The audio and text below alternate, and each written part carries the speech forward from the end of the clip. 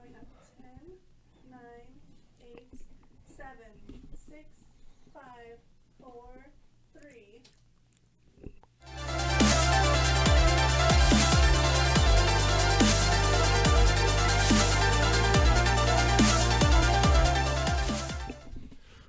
What's up, Twitch? It is your favorite wrestling podcast on Color Circuit. Why? Because it's the only pro wrestling podcast on Color Circuit. That's right, ladies and gentlemen. It's your host, Connor. And Connor. And we've got another great episode. Yes, we of do. Sit Down and Pile Drive for you, the best wrestling podcast on Color Circuit. You already said that. I know, but the important thing, the way to get... I've watched enough rock documentaries and New Age Outlaw documentaries. To know. There's more than one New Age Outlaw documentary. Yeah, absolutely. They're the greatest tag team in the world. No. But the way you get something over is to repeat it over and over and over and over again. Victory after victory. Yeah, I was just about to say, you sound like EC3 right there. love Like, EC3. Victory, victory. Who would have thought a 1%er would be the best baby face? Oh, I know, dude. It's so good. So we got a couple weeks before SummerSlam. We Yep. already know what the fucking main event is. Roman Reigns versus Brock Lesnar. Although I did hear that they might make Ronda Bliss the main event, just because Ronda is a big name. And that I don't know. that I don't way know. Probably not. That way the but- crowd doesn't leave booing. Yeah, that'd be cool. I don't know. If I don't fully subscribe to the idea that the fans have to go home happy. I have a conspiracy theory. Oh, conspiracy. You got to be careful because you can be banished from Twitter, Facebook, and This is a positive conspiracy. oh, okay, those You know, are good. I like this those. This is not a Sandy Hook wasn't real conspiracy. This is more of like aliens existed. yeah, exactly. I like that. I like that. Fuck Alex. No, so here's my theory. What's up? This really is Brock Lesnar's last match. You think? I think this is really his last match. I think we are not going to see him at WrestleMania 35. I truly believe that this is it. I think this is it unless he loses. I mean, when we do the prediction Or reverse podcast, that. I'm still going to pick him to win Okay. because I'm predictions not. is competition. Yeah, it's competition, but I'm willing. I actually have a little bit of balls, and I'm willing to go with the real answers. I'm a realist, okay? Okay. And I still believe Brock Lesnar is going to hold that title till I'm 65. Nah. Will you Nah. still need me? Will you still feed me when Brock Lesnar's champion 60 years later? I will ride back. I will. All right. I was going to be champion, but Vince lied to me. So Yeah, sure, whatever. Right back. You we've whatever. also Feed got me more. Ronda whatever. Rousey taking on Bliss. Exa. See, running 'Cause around we got this that thing. time bomb waiting You for got- us. Yeah. For the Raw Women's Championship. Cool. We have a triple threat between Charlotte, Becky Lynch, and Carmella. A lot of controversy about that decision. Yeah. Here is my retort for all of those people crying about it. It's Charlotte fucking Flair. That's true. Yeah. What else is she gonna do? Yeah. Like that's the real question. It's like, if it were me, I'd say maybe give her a little more time to rest from Dick around her surgery with or Naomi whatever. against the Iconics. No, I she's guess. going to be in that title match. Right. And honestly, it might help with Becky Lynch. You think you still? I still think Becky Lynch is probably going to take All that right. title. Yeah, that's my risky It makes a new prediction. story. It adds another story to Becky Lynch's. Cool. We'll talk about it probably like Yeah. when is SummerSlam? Is it SummerSlam It's is not like this Sunday, but 4 next weeks. Sunday. I still think we got like 3 or 4 Ooh, weeks. I don't think that's true. Let me look. I'll look it up. All right. Okay. Cool. In the meantime, so to get us mentally prepared and psyched. Yep. On the Friendoverse page, they asked worst case scenarios, and I commented it's a crap show.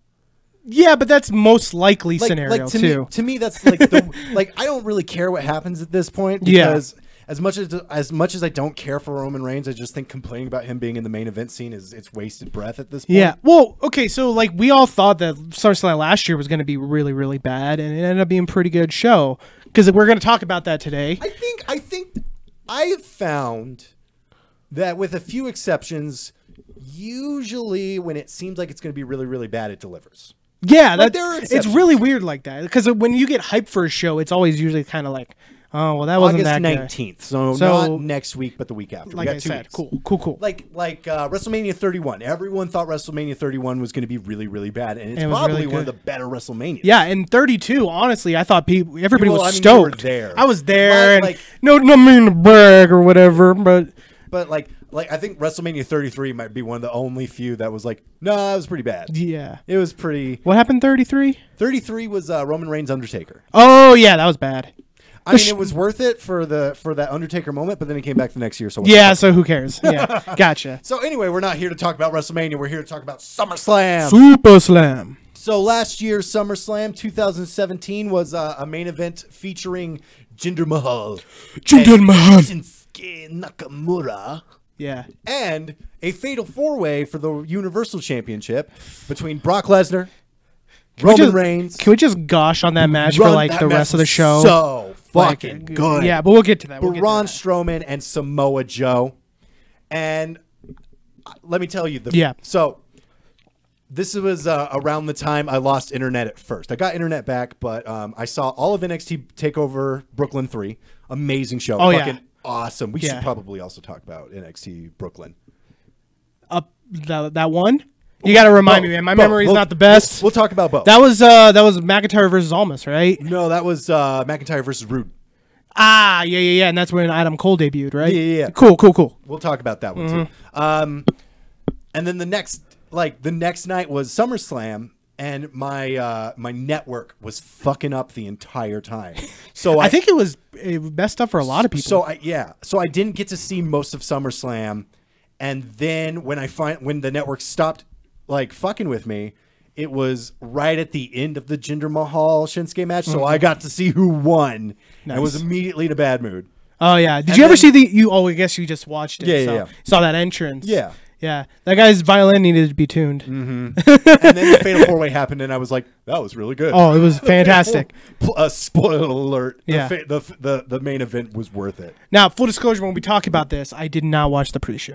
I didn't either, which Cool. makes me happy. I just remember that New Day and Uso stole the show.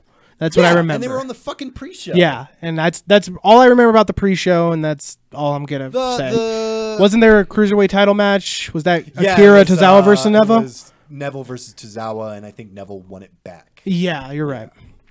Cool. All right, so let's first off, we'll talk about NXT TakeOver Brooklyn 3. You gotta have to remind me because I did not take notes on this, and I didn't watch it. No worries. I called an audible. Cool. Sounds like every other show. You know, we got Yeah, this. it's fine. We got our It's shit down. We got our fine. shit down. I'm gonna put my fine. microphone on my fat belly. Y'all, So, belly. so for NXT TakeOver Brooklyn 3, we had we won't talk about like the dark matches or anything like that. Yeah, no. But it opened up with Andrade Cien Almas taking on Johnny Gargano, and this is probably like Out of all their matches, this was their worst one, but that was because this was when Almas was kind of checked out, wasn't he? no. This match was awesome. Was it? This match was But it was definitely their worst out of I mean, all of them. compared Like to the other ones, compared, that's but like it's sorry, there's not a better word the for weakest. it. The weakest of them. But it was I remember it just being non-stop action the Right. entire time. Like there was never a single moment where they were both laying down and nothing was happening. It was move after move after move after move, and then Zelina Vega threw the shirt. Yeah, that's right. And it was great was like, story. I remember that. That Yeah. was amazing. And now look at Andrade Cien Almas. I'm telling you, dude, that guy's gonna be a world champion. You think? I do. I think it's too early to tell. I mean, like, because it could be one of those things where Vince is like, you know what, we're gonna go after the Latino audience again. Because remember they tried to do that with like Alberto, and then they brought in Sin Cara, the original Sin Cara. I think the difference between all of those is Andrade. The difference between Andrade and Sin Cara is Andrade is not a botch. Is not a botch guy. Well, yeah, and I don't blame Sin Cara for that. I don't necessarily. I think, well, I kind of do because I blame him he now. skipped over developmental to go straight but to they the main replaced roster. him. They replaced him with Hunico. Hunico, yeah, Hunico's 1,000 times better than Yeah. Sin Cara, and I think if he was in that role initially, Sin Cara would have been more Yeah. of a And the bigger reason deal. he's probably going to do a lot better than Alberto Del Rio, and I put a lot of thought into this, is Okay. all Alberto Del Rio was just a really good wrestler. That's true. He wasn't a great wrestler. He wasn't amazing. He wasn't flashy or exciting. His Enzugiri was great. His Enzugiri is great. Probably one of my top 5 Enzugiris of all time. But I think that's kind of all he had. Yeah. Andrade, and I still don't think we've seen all he can do. No, But Andrade no. seeing Almas's moveset's already 1,000 times more exciting than his is. His character, he doesn't even speak. His character's still more exciting. Yeah, I think Zelina Vega Vega brings definitely a million. adds something. But And they remind me of, and this is what I'm afraid of, and this is why I'm not as like gun ho about him being a world champion one day. Is I see a lot of Rusev in Cien Almas. In the Yeah, sense that I see what you mean. they come in with all this fire, the huge pedigree of being a badass. He gets kind of over, and then he'll have one major feud, and it will end, and he will look worse for it. Here's what I think is going to protect him from having that stigma. He's not going to tweet stuff. Yeah, but Rusev didn't do that at the time. Yeah, but In fact, him tweeting stuff is kind of what got him over now. yeah, to the audience, but Yeah. it pissed off the backstage people. Yeah. We're assuming, but I mean, he posts they're in the middle of that terrible Dolph Ziggler, Summer Rae storyline. Yeah. Then him and Lana post pictures of them getting engaged, and then Yeah. that's when the punishment kind of started to Right. happen. And it just kind of makes you wonder, that's a coincidence. That seems like strange timing. Mm-hmm. So I think because Almas is not going to be tweeting the fourth wall stuff, he might be a little bit safer. And also, he's such a heel. Like, Rusev seems like... Dude, Rusev was a huge heel, He was though. a huge bad guy, but at the same time, like, people like Rusev. People love Almas's talent, but he's a heel. Yeah. Okay. Rusev, I don't think, is a very... I try to be optimistic, but it is WWE, so Yeah. you can't ever like trust it. Man, I'm on your positive level, and you're the doubter now. It's because I switched my hat. You know, it's irony. I got my Respect the Beard t-shirt, so I'm like, yeah. What's going on? I got like Lucha Libre, Reservoir Dogs going on. Fucking, we're this is the coolest show on Color Circuit. Let's just, we're just gonna say it. Throwing shade, calling you out. Take that, Improv Bagel. All right. All right. So after the and it woke the crowd up. Oh, yeah. You know, it goes back to your theory of the first match needs to be like super fast paced. In a WWE show. Yeah, and hard to keep up, and it was.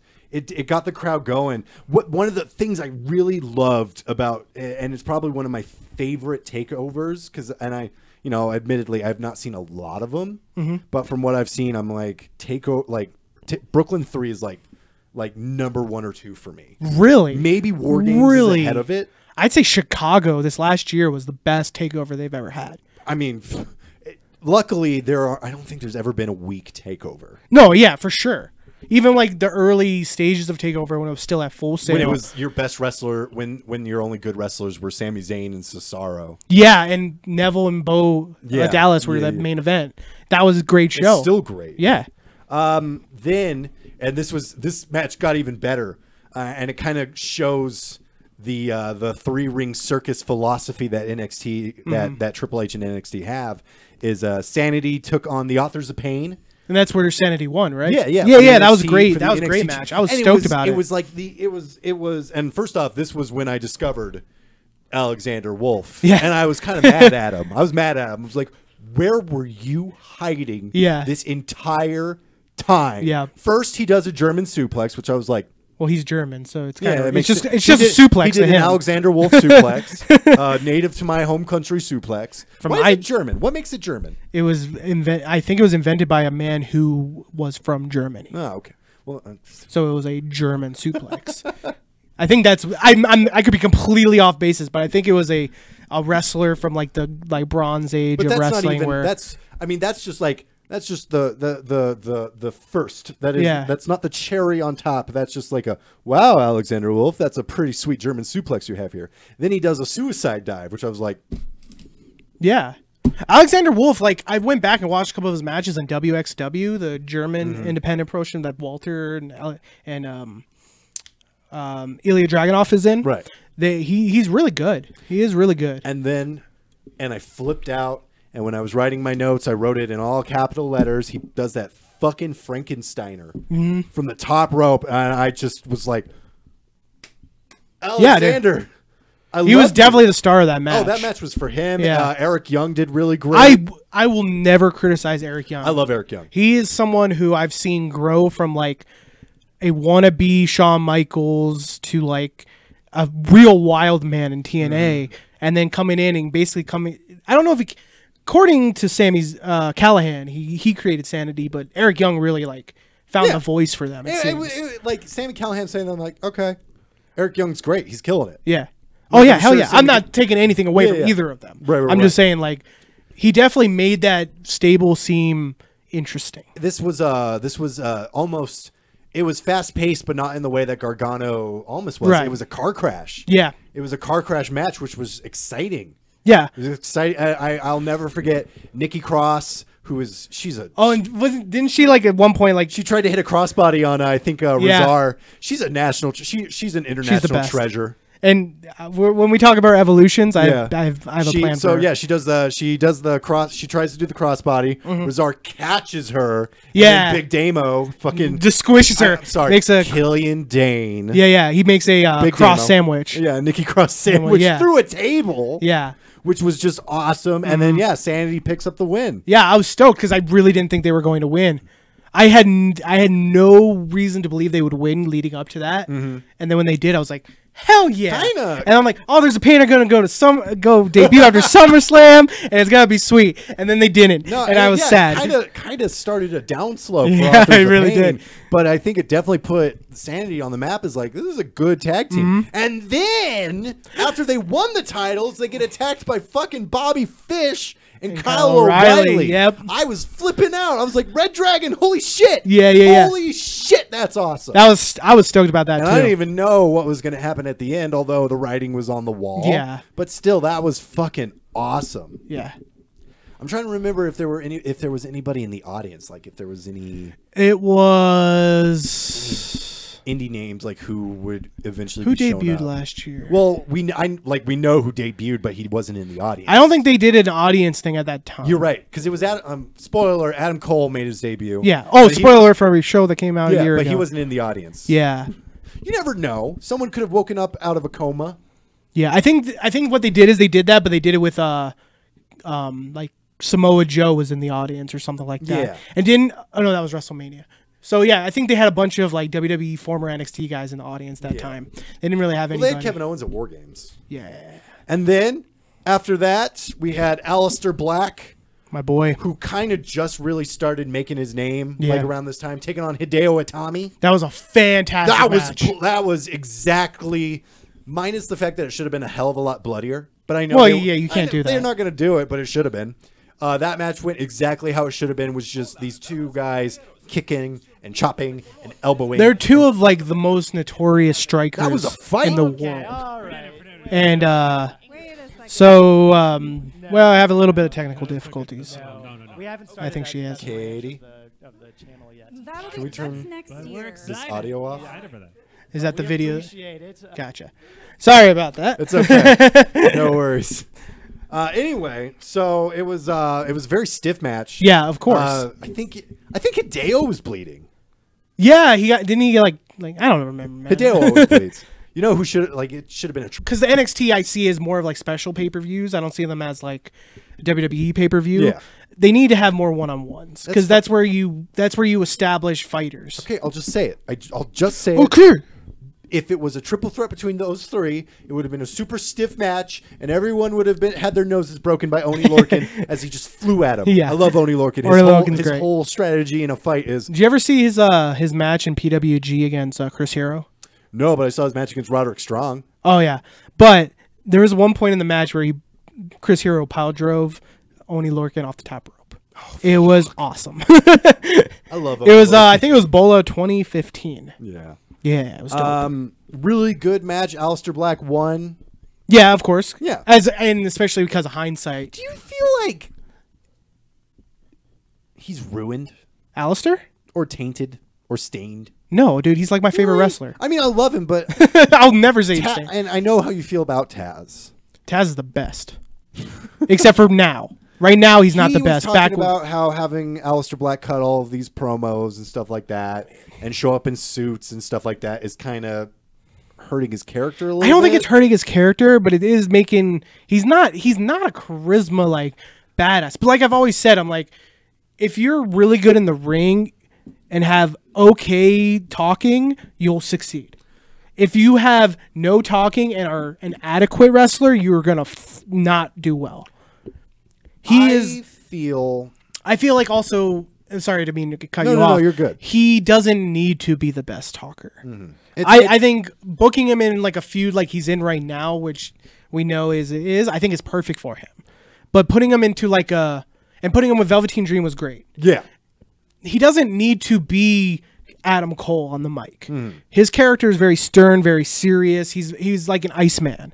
So him talking with his voice, with his little bit higher pitched voice, doesn't really take away from him, in my opinion. I don't necessarily think it's the promos. I think I figured out because I feel like his title reign was lacking, and I don't think it's him, and I don't think it's his opponents because the Lars Sullivan match was good. I think the problem with his title reign was it came around the time of the Gargano Ciampa feud. That's what I was just about to say. Is like there's a more prevalent story to be told, and and Triple H has gone on record to say that the main event is the match that people want to see the most, not the title. He has literally said that. It kind of makes me feel bad for Aleister Black, but at the same time, like Aleister Black has been killing it. Yeah, he hasn't done anything He's getting wrong. called up. He's getting called up. I think he's. I'm just bummed that his title reign wasn't more like impactful. I think it was. If you look at all the other title reigns in NXT history, his was about adequate. Yeah, like in length. Like when you think of like a McIntyre. The problem is that he never headlined a takeover, but that's because of Gargano and Ciampa was the more intriguing story that people were more invested in. But that was like back when it was the same thing people were saying about Almas. Almas did great though. But his title matches were never like the headliner except for Gargano. Who was the? Because it was he headlined with the Gargano, but it was McIntyre and War Games. War Games is when he won it. Fucking War Games. Yeah, and then it was the ladder match. Authors of Pain DIY, and then that was the headliner. Who did he take on on that one? It was almost versus. He fought. He beat whoever it was. Well, yeah. Who was it? Almost taking on. Oh, Hideo. Didn't he face? No, that's Bobby Roode. Bobby Roode faced Hideo. You're right. No, he fought. Who did he? He fought. Well, this was it wouldn't have been. It wouldn't have been the Authors of Pain DIY match. I think he took on Gargano right after he won the title. Okay, if I remember correctly. Right after? Yeah, I don't think it was. Was it right after? Because Brooklyn 3, they're already broken up at this point. Okay. Oh yeah, you're right. You're right. You're right. I'm gonna look it up real quick. Yeah. So keep talking. All right. So after this, so you've had this fast-paced.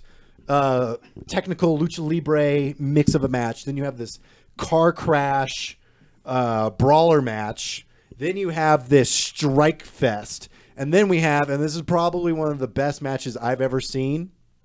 Asuka, undefeated, unfucking defeated, 500 plus victories at this point. Was Gargano at Philly? Was the next? She one. has been in NXT for 3 years at this point, and she has not lost a match yet. So it was. He didn't headline at New Orleans, did he? Because he fought. It was Gargano and Ciampa. No, New Orleans was when Aleister Black won the title. But he didn't headline that. Oh yeah, that was when Gargano versus Ciampa. It's Gargano. That's what I'm saying. So there was one pay-per-view he headlined. Yeah, out of the three that he was in the title picture. It was with Gargano. Yeah. So Asuka, the champion, the NXT Women's Champion, and everybody knows it's her last match in the NXT. Well, one of her last matches at this point. We didn't know she got injured until you can see when she gets injured too. Oh, really? Yeah. Taking on Ember Moon. I really thought she was gonna win. I did. Oh man. I really did, because I was like going into it like, oh, Asuka's gonna win, blah blah blah, and then like in the match, she convinced me she was gonna win. This became one of the top 3 matches, one of my top 3 matches of all time. Oh my god! So I will go not beat by beat, but I'll just tell you like So it opens up like they're doing the announcements. They do Ember Moon's announcement, and I'm booing the shit out of her. Yeah, I'm just like, you're not Asuka. You're not Asuka, Ember Moon. You don't deserve that title from Asuka. And then it goes to Asuka, and Asuka just starts mouthing her introduction when they're introducing her. She's just like, from Osaka, Japan. Yeah. NXT, and she's like pointing at her title, and she's just Yeah. eating up, and the crowd's like 100% behind her, and I am too, and I'm like, I love you, Asuka. Yeah. And what preceded was a match that I had no idea was going to happen, was going to come from Ember Moon. Ember Right. Moon really impressed me to the point where there was a moment where like I thought she was going to win that title. She finally hits the Eclipse on Asuka, and I don't usually shout when I'm watching wrestling matches, but I shouted, "Kick out, Asuka! Kick Yeah. out!" And she kicked out, and I flipped out. I was like, "Oh my god!" You're like I was wiping away having a tear. heart attack. I was sobbing. I was sobbing endlessly because Asuka is still my NXT Women's Champion. And then when that Eclipse is when she broke her collarbone. Yeah. Okay. Yeah. So I don't know if they called an audible or anything like that. So Ember Moon goes up for the Eclipse one more time, and then Asuka catches her. Yeah. In the Asuka lock, and I just started screaming at my TV, "Tap, you bitch! Tap!" And you shouldn't call women bitches, but I just needed Ember Moon to fucking tap. And the minute she started tapping, I screamed because Asuka was still my NXT Women's Champion. And then the next day, they announced she was injured, and then she was dropping the title, and then she was heading to main roster To lose to Carmella to lose to Carmella. and Charlotte. I don't care about the Charlotte one, Okay. but the Asuka was a kick in the dick, and you know it. Let's get through this. It was a great match. Yeah, it was a great and match. it's probably the best match Ember Moon ever wrestled. Mm-hmm. And I feel bad for her because she was getting booed the entire time. Nobody wanted to see. Yeah, but I think she knew going into that that's what was going to happen. They made the right call. Mm-hmm. As shitty as it is how they're treating her on the main roster, the fact that she can say she went through all of NXT, she never got beat by Right. anybody. That's incredible. And Yeah. it was such a Asuka's great the best. It was such a great way to end probably one of the best wrestlers NXT will ever see. I'll say it. Asuka, Bold statement. I'll Bold say it. I will say statement. it. Asuka is probably one of the best wrestlers NXT ever got. And it's not just the streak. Asuka made that streak mean something. Right. I get what you're saying, and I'm not going to fight you over it. The NXT formula goes, it's your last match in NXT. You're the champion. You're going to drop the belt.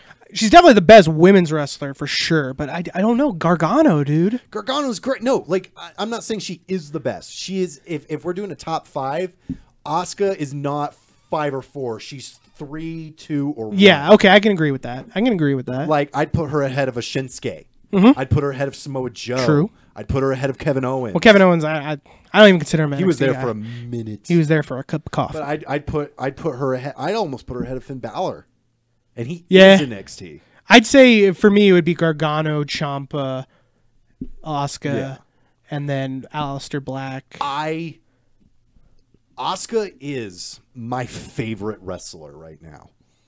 Yeah, you've told me that. Like if you ask me who my number one, not women's wrestler, not WWE wrestler, if you ask me who my favorite wrestler is right now, I'd have to think about it, but I like knee-jerk reaction, I'd say Asuka. Cool. That's totally cool, Yeah. man. I agree. I understand your opinion. I'm not gonna like go. You can't have that person be your favorite wrestler. It's your favorite yeah. wrestler. And then in the main event, Drew Drew McIntyre. McIntyre. The Scottish, he's a man. I'm just a man. He's all man. Why don't you come and fight me like a man? Taking on the glorious one, Bobby Roode, Bobby Roode. who is NXT champion at this point, and he's Yep. a big heel. And this was a really good match. It was too. it was a solid match. I mean, I definitely would say it's probably not. It's not on the level of the Gargano. See, and that's why I Owens don't think match. Brooklyn 3 is that level for me, because Chicago, for me, every match was fantastic. I don't think we were expecting Bobby Roode to drop the title. I was. I mean, I thought he was. not to Drew. I was surprised. No, I fully thought he was going to win that title. There's that spot where he does the sunset flip powerbomb onto the apron. Mm-hmm. That was really good. No, not even. He did a powerbomb. He did a full on, like, Drew McIntyre's like hanging onto the ropes, and Bobby Roode just powerbombs him onto the mat. It was a hard hitting match. It's probably like the most WWE. That's what I was going to say. I was like, it's very WWE. But it like a hard hitting. Oh yeah, it was like a good WWE. It wasn't like a match. Miz match. Yeah. You know, Throwing shade at the Miz. I'm man? throwing shade at the Miz. He's a soft wrestler. No, he's not He soft. doesn't think Daniel Bryan's worthy. Fuck the Miz. He's a I love fucking the Miz shit. so I love the much. Miz, but fuck the Miz. He's a All piece right. of shit. He should take on Daniel Bryan and not be a bitch. All right, cool. Kayfabe, bro. And then, so Drew McIntyre won. He Yep. hit Claymore. He got the 1, 2, 3. He is your NXT champion. And the reason why I thought Drew McIntyre was going to win because he was the face in that situation, and it made sense for what you're about to say. Yeah. And then, after all of that excitement, what happens? Red Dragon, Kyle O'Reilly, and Bobby Fish come back out to fuck some shit up, and you know what's coming. You know who's coming out. You just don't know who yet. Drew McIntyre fins off Kyle O'Reilly. He fins off Bobby Fish, and then who comes out of nowhere? Adam Cole, baby! The Super best. kick. He's the best. Kicks Drew McIntyre right in his fucking face. Yeah, it was the best. We now have Adam Cole, Kyle O'Reilly, and Bobby Fish. They're clearly a stable. We don't know what's going to happen. I was so stoked that they were putting them together. Like, hell because I yeah. thought for sure they weren't going to be a And stable. how does NXT Brooklyn Takeover 3 end? It ends with Adam Cole doing Adam Cole baby with the whole Yep. fucking audience, and that's how you end Takeover 3. Hell yeah, dude. Takeover 3 Adam Cole's the best. is one of the best events I've ever seen. I would put it on par, not on par, but it's on my list with like ECW One Night Stand, WrestleMania 30. As far as like, It's high praise. oh, it's high praise indeed. It was. I wouldn't go that far. I thought it was incredible. good. I thought it was fantastic. But I wouldn't say. I don't even think it was the best event of that year. You just deflated. I'm sorry. I'm sorry. I guess I shouldn't say your favorite thing is wrong. But I'm a bird and I wanted to fly.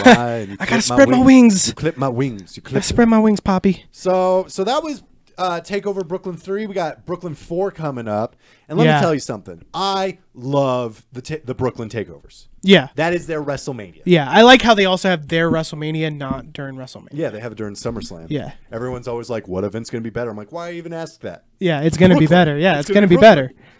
This year we have Shayna Baszler taking on Kairi Sane, which is ironic because the Mae Young Classic coming up there. You know they're gonna Oh, reference it's that perfect like storytelling. a million Kairi times. Sane's winning. Oh no, she is not. Yeah, I think she no is. fucking way she's Shayna winning. Baszler so main roster. No She way, is so main roster. dude. ready. Okay, all right. We'll talk about it because I gotta talk about my stuff. I'll tell you, man. Shayna Baszler is probably one of the best in-ring psychologists in the WWE. Shayna Baszler is. Yeah. I just like how she's like not like anybody else. No, she's amazing. She straight up like wrestles with a purpose. Yeah, but as far as like storytelling goes, as far like she does it perfectly. She picks a limb. Yeah. She works on that limb. Very And- enforcer, yeah. Arn Anderson, She's like brainbuster style. All that shit the Young Bucks talk about, all that shit Kenny Omega talks about. Shayna Baszler does it. Yeah, she just needs more time to get. She needs to get in the ring with more experienced people. Mm-hmm. Not that she's not ready for main. I think she can use another couple months Well, in NXT to wrestle more because she had that fantastic match with Candice LeRae this last I week. think- Holy shit! Because Shayna Baszler came from the Independents Yeah, but for like a year. But I was there live in person when she announced she's gonna start wrestling. yeah, It was a Shimmer show. It was WrestleMania 32 weekend. They did a one night tournament at Shimmer for a new champion. I don't know why they didn't have. I don't follow Shimmer, so. I think, yeah, you know. But I I went because I was like, oh sweet, I'm free this time. I love women's wrestling. I don't know a lot about independent women's wrestling, so I went. we'll talk about women's But wrestling in the middle of the event, right before the finals, which was I believe Nicole Savoy versus was it Cherry Bomb? It might have been Cherry Bomb. Allie. But right before the match came on, they had their announcer person come on and introduce Shayna Baszler, who came in. She says, I just wanted to let you guys know that I'm going to be training to be a professional wrestler. I'm very interested into the catch as catch can style. And that's what she said. She said catch as catch can style. I'm going to be coming in and killing it, and you'll see me debut next month. And that was it. Like, I saw her announce she was going to wrestle in person. yeah. And that's why. So I know it's been less than 2 years, 2.5 years she's been wrestling. I don't know, dude. She's so fucking. Oh, I'm not ready. saying she's bad at She's all. so ready. She was trained by like Mercedes Martinez, Yeah. and stuff like that. So she knows what she's doing. Can I tell you? So I was showing Sarah some Mae Young Classic matches. Cool. And I showed her Mercedes Martinez versus Princessa Suhei. Yeah. Who. I'll take back any complaints I had about her. I think I just feel like Kaylee Ray should have won that match. That's 100% what it was. But Princess is great. I was wrong. Princessa. I was wrong. But Mercedes Martinez comes out and Sarah's first words are, "She looks like a bitch." I'm pretty sure that's on purpose. Yeah, I was like, But like Mercedes Martinez she's very veteran. I remember I was watching. fucking legit. I was in that moment where I was watching just a bunch of deathmatch tournaments, and I was watching IWA Mid South, I think 2004, King of the Deathmatch, and they have a couple of non-deathmatch matches, and she was on it. She's So really I was good. like, I love oh, her. okay, so she's legit. She's But- been wrestling for fucking 20 years. I'm telling you, dude, Shayna Baszler's like main event ready. She's ready for Okay. the roster. Once we start talking about the dream matches, I'll tell you why I think get- she's gonna stay. I'll pick your brain in a minute. Mm-hmm. All right, so after that, we were gonna have Tommaso. Well, we don't know what's gonna happen, so we'll save this one because we gotta talk. Yeah, well, we're gonna do probably predictions Velveteen and stuff Dreams like that. taking on EC3. I think That'll be Dreams- sweet. Velveteen's probably gonna pick that up. I think he needs a good victory at Takeover, and Yeah. EC3 is a big enough person. Plus, I think EC3 is going to the main roster sooner rather than later. I think he'll go to Raw. And they can always do a second Yeah, match. Like Velveteen can win. They could through do that too. nefarious means, but since EC3 is I think EC3 is just there to because they They need to get needed him- they needed that midpoint because you can't have someone just debut. They wanted to have like the cool yeah. Smarky Introduce EC3. him. Introduce him to Yeah. the WWE audience Yeah. again, then put him on the main roster. Yeah, exactly. I agree. I think that's what I think they were going to do with Drew from the get-go, and then he got injured. But I already know who's going to win this match, but I'm not thrilled about it. okay. Undisputed Era, Kyle O'Reilly and Roderick Strong are going to be taking on Mustache Mountain. You think Mustache Mountain's going to lose? Tyler Bate and Trent Seven. You think they're going to win? First off, let me tell you something. Trent Seven, It's the best. goals. Yeah. Goals. I cannot think of a more handsome man than Trent Seven. Really? Holy crap. The hair, the mustache, the beard. He's got the best British person voice. Yeah, he does. He totally He's does. so he's just He has that. He has a British comedian's voice. No, he's just so like he's I'll Yeah. say it, he's a very attractive man. All right, man. I love you. I love him, Trent Seven. I That's love him. cool, dude. I mean, that's cool. And he has a For me, it's Aleister Black. I want to lose like 100 pounds, get more tattoos, grow some hair. You know, go to Holland for go to Holland, learn how to Pick up an kickbox, accent. learn how to kickbox, No, I'm just gonna worship the devil. You Get- know, that kind of stuff. get That's me. fit enough to where the gut's not totally jiggly, Yeah, but yeah. it's still there. That's my goal. Trent Seven is attainable for me. Like, Yeah. that's what I'm gonna look like in a few years. All right, cool. But no, it's gonna be Undisputed Era are not losing those titles. I think they're gonna win. until fucking War Raiders are taking those titles. Okay, so we agree. Cool, Yeah, cool, Undisputed Era are taking. I think it's gonna. Well, we'll talk about it next week or something like Yeah, that yeah. when we do predictions. But I think you're right. But I think it's gonna be a wonky finish instead of War Games. Ooh, Because it's probably gonna be War Raiders with somebody versus Undisputed Era British versus Strong British Style? Strong Style. That's my guess. Pete Dunne in a fucking War Games match. Yeah, hell yeah, dude. Oh my god. I'm saying it sets up itself, and maybe they get Yes. War Raiders with Danny Burch or something, because Oni Lorcan's Oni Lorcan. injured and he's involved. Or would be sweet, Donovan Dijakovic. Or Keith Lee. Keith Lee would be cool too, but I don't know if he fits. No, I'm thinking aesthetically. with the War Raiders, or they pull a 180 as Street Profits. Yeah, well, like, yeah, Speaking of which, dumb.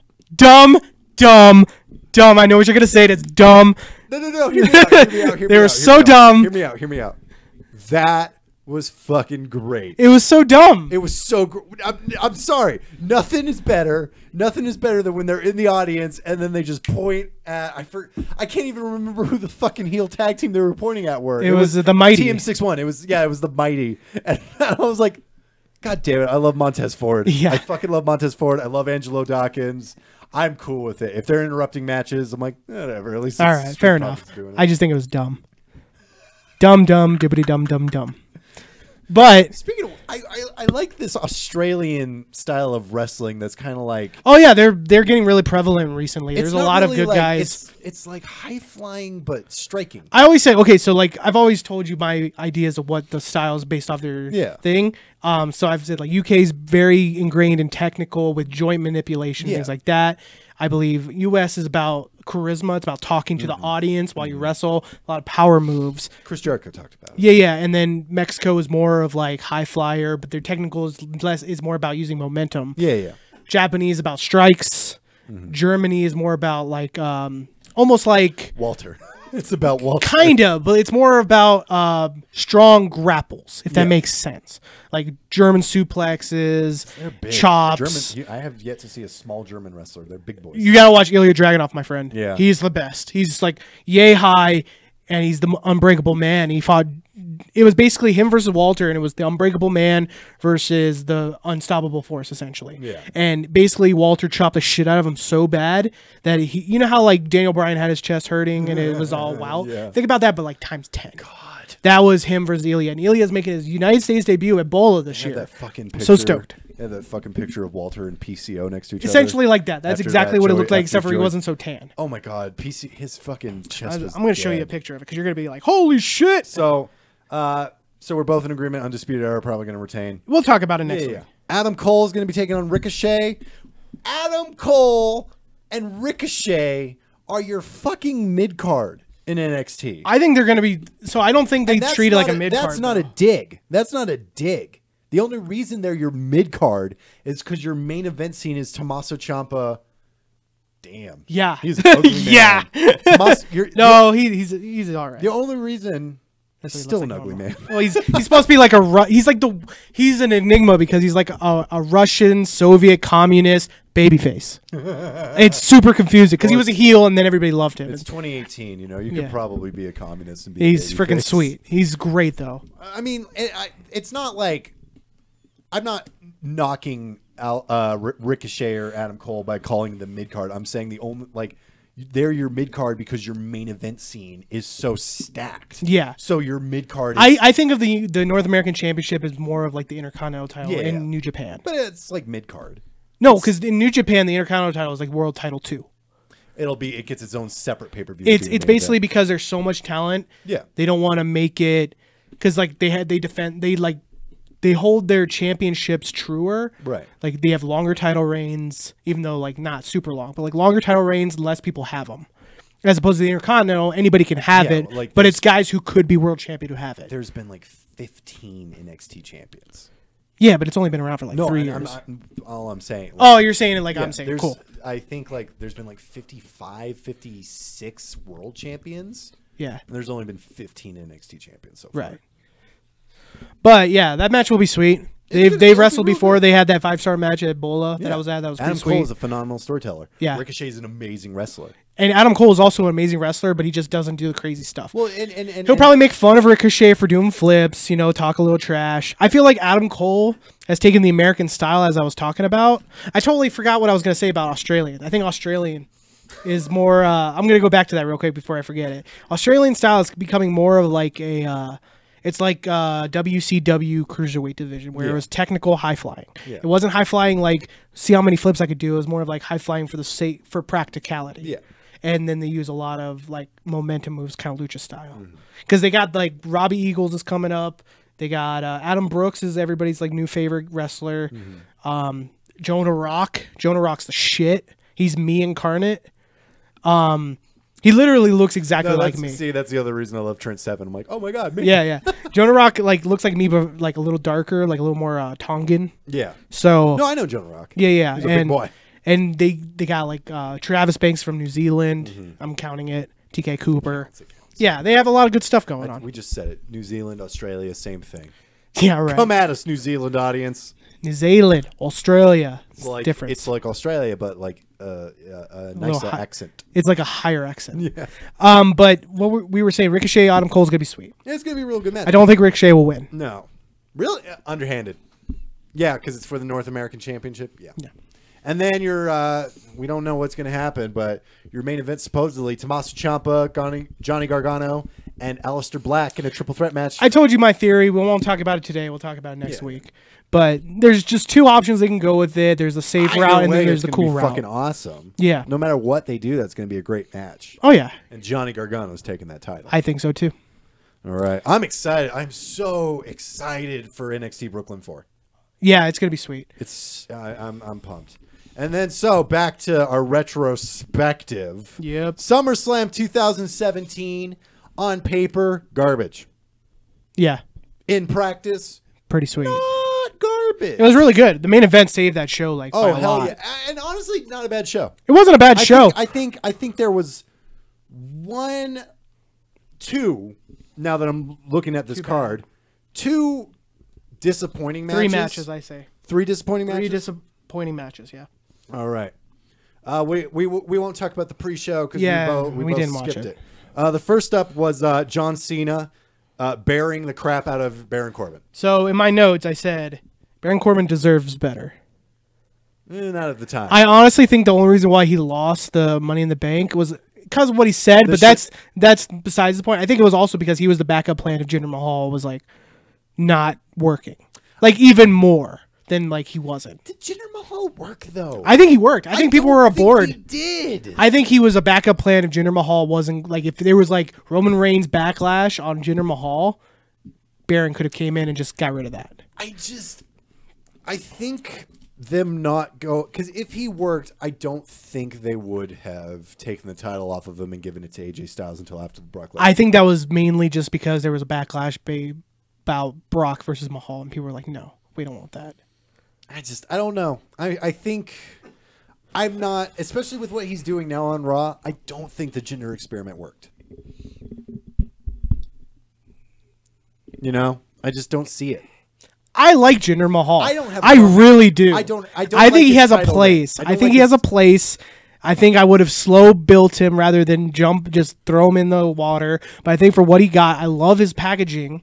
Yeah. Him with the sings was I fantastic. think what they did with his character was great. I just don't think he needed the title. I have to speak to my people. I love him. No, it was I think he's great, and he really looks like a good. star.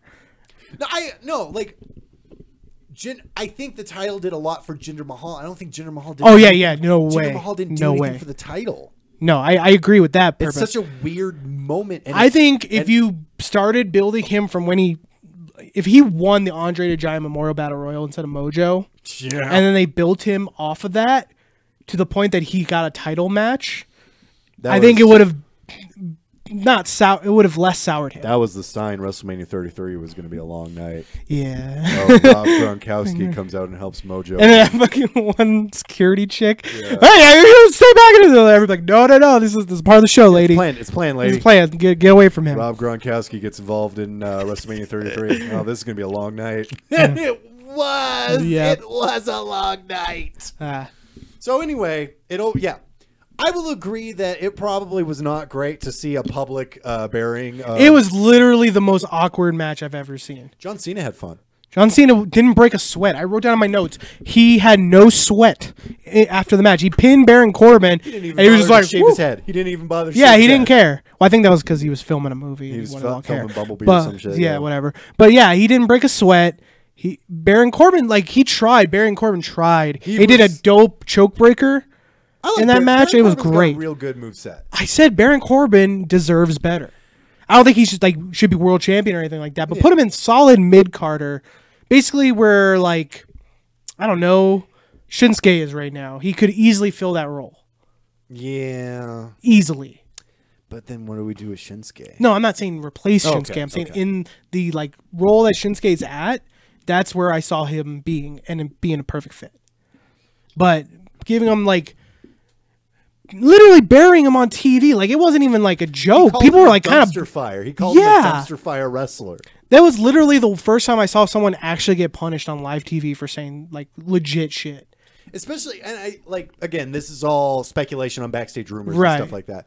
But if the story we got, which is Baron Corbin, He was argued talking with the smack- guy. Well, fuck that dude. Fuck No, that yeah, dude yeah, yeah. For calling him out on Twitter, and then when Baron Corbin responds, going, "Yeah, well, I'm a veteran, and here's a picture of me with your boss." Fuck that dude. Oh yeah, that's not even what I was remembering. Yeah, I thought it was about the concussion thing, Oh, I don't even. where they did the whole the doctor, the Yeah. concussion doctor, the one who's notorious. I forget his name, but he did they did a little education thing with wrestlers about concussions, and he was basically saying that concussions aren't that big of a deal. And Baron Corbin said, no, you're full of shit. Yeah. I am a former football player. CTE is a real thing. CTE is fucking And of course, real. WWE wanted to downplay it because they're getting Punk. sued. No, they're getting sued. Oh, yeah. They had that mass Well, they dropped the lawsuit. yeah. But at the time, that was a freshly thing. That's why they were educating people on it. Was because that was a freshly done lawsuit at the time. And Baron Corbin was like, no, dude, like, this is a legit thing. I'm a former football player. CTE is a real deal. And the guy was like, oh, whatever. And it made it look bad. It made their doctor look bad in front of everybody. He should have picked his moment for sure. But that's what it seemed like happened. I don't know. I mean, like Baron Corbin could still come back from that. Oh, yeah, for but sure. What they have him doing right now, I'm kind of I'm I'm okay kind with of it. now on the side of I don't think Baron Corbin's ever going to come back from that. He'll get drafted eventually. I hope this Constable thing is dumb. Yeah. I don't like him wrestling in a suit. Like, thank God he's killing it. Like Baron Corbin's delivering, but it's dumb. Yeah. That's And because it's a Raw's waste dumb. of his time, and it's a waste of his talent. He's this big. We talked about this, I think, last week or 2 weeks ago. I said, like, just have him come out and be the indie killer. Yeah. It would have been a He sweet shouldn't be idea. wrestling in a fucking suit. Yeah, just have him be like, I don't need to work in the indies. I didn't have to work in bingo halls. And just have him kill a bunch of indie guys. Goddamn metalhead. Yeah. What I can see his tattoos. What the fuck is he doing wearing a suit? Yeah, exactly. It's ridiculous. It's like watching. It's like if CM Punk wore a suit. It's just weird. It's just weird to see. I don't want it. Right. But I want good things for Baron Corbin. Although I loved this match because You actually liked this match? I just like seeing John Cena have fun. I thought it was a shit match. I thought it was the worst match of the show. Not for me. It was bad. That's why that was my third bad match. Was After that that, match? Natalia took on Naomi I said this for match the NXT SmackDown Women's Championship. in my notes. I have very stiff match. They kind of beat the shit out They of did each some other. Good. I'm still on the fence about Naomi. Mm-hmm. This match kind of made me At the time, I liked Naomi because I thought she deserved it. She's just been there feel- long enough, yeah, established herself. I She's just feel like worked her way always up. Picked up really weird wins. Yeah, it was out of nowhere. Like she shouldn't have won that Rumble. Yeah, exactly. Like the WrestleMania Women's Royal Rumble. It's weird she won. the not Fabulous Moolah tournament. They should have just put it called the Not Fabulous Moolah tournament. The any women's wrestler not named Fabulous Moolah. Yeah, Battle exactly. Royale. But yeah, like that match, like I said, the match was really good. It was a little sloppy. There were a couple like mistakes. Yeah, it's a live show. It's a live show. I know. I understand. I'm being critical of the Yeah. match, not of the people. Right. I'm just saying, like the match was good. I gotta solid, tell you, though, beat the shit out of each There were other. some moments in that match that when Natalia scooped, like, I don't know what the name for it is. Describe it. It's so Naomi's laying on the floor. Natalia has her by the legs, and then she like Wheelbarrow suplex. not wheelbarrow suplex, but like flips her up. Like they'll do that spot in like a steel cage match or something like that, where they're on the ropes. They'll grab them by the legs and Oh, okay, yeah. They're just pulling the feet. Yeah, kick them into the flapjack. Yeah, flapjack. When she flapjacked her into the ring post. Into the ring. Oh, okay, That was really yeah. cool. That was really inventive. I thought another note I had is that sweet blockbuster. Naomi Yes. did a sweet blockbuster off the steel steps, Right. on the outside. That was really cool. And I mean I like that. the back and forth with the submissions. Yeah, it was cool. And it got the crowd. When Natalia locked in the sharpshooter the second time, the crowd was into it. It's that's a good and good for Natalia. Yeah. because Natalia does not she's probably gonna get in the Hall of Fame at some point. You don't think she is? No, I'm waiting for us to get to our fantasy booking. Okay. Because I have such a good idea, I'm excited. and I'm so stoked to talk But, about it. Like, if you look at the history of Natalia, WWE has kind of given her the shit sandwich. No, she's just she is literally wrong place, wrong time. If she was how she was in 2008 now, Yeah. she'd be a Ahead huge of her time. megastar. She's She ahead would of her be time. with Charlotte as like one of the up and comers, as one of the best of all time kind of thing. But she was just kind of stuck in a time. She came in during Kelly and fucking in Eva Marie and Eva Marie is a great wrestler because she can do a moonsault. Candice Michelle, all that stuff. Yeah. Yeah, I know. I agree. Nothing against Eve Torres, but Yeah. you know who else can do moonsaults? Better wrestlers. Yeah, any wrestler, really. It's not hard. It's just a flip. Do a flip. You just commit. I can't do a flip. Here I I'm probably talking could. Shit about. I just don't want to hurt. No, it was a good match. I was thoroughly pleased with. Yeah, that's what both. I- And it made me. And I'm kind of like, okay, I'm gonna get over this dislike of Naomi. Yeah. And I don't dislike her. I never disliked her. I It's thought just she was like- good. I just thought there were people who were always better than her. Yeah. At the time she won the title, the first time, I was like, I think perfect it's just- timing. it's This is hard a to get perfect over- timing for it's hard her. to get over the funkadactyl thing. I think for me, Yeah, I think she's gotten over that. like she has, and I'm over it now. But at the time, I think it was just It was really hard for her. yeah. That's why she had to And she earn her came from, place, like, and that I think really she has. crappy NXT reality show season. Yeah, you're right. You're right. Yeah, and it wasn't her fault. It was bad. Well, we already talked about that. That was episode 1 of. Yeah, right. So after that we had.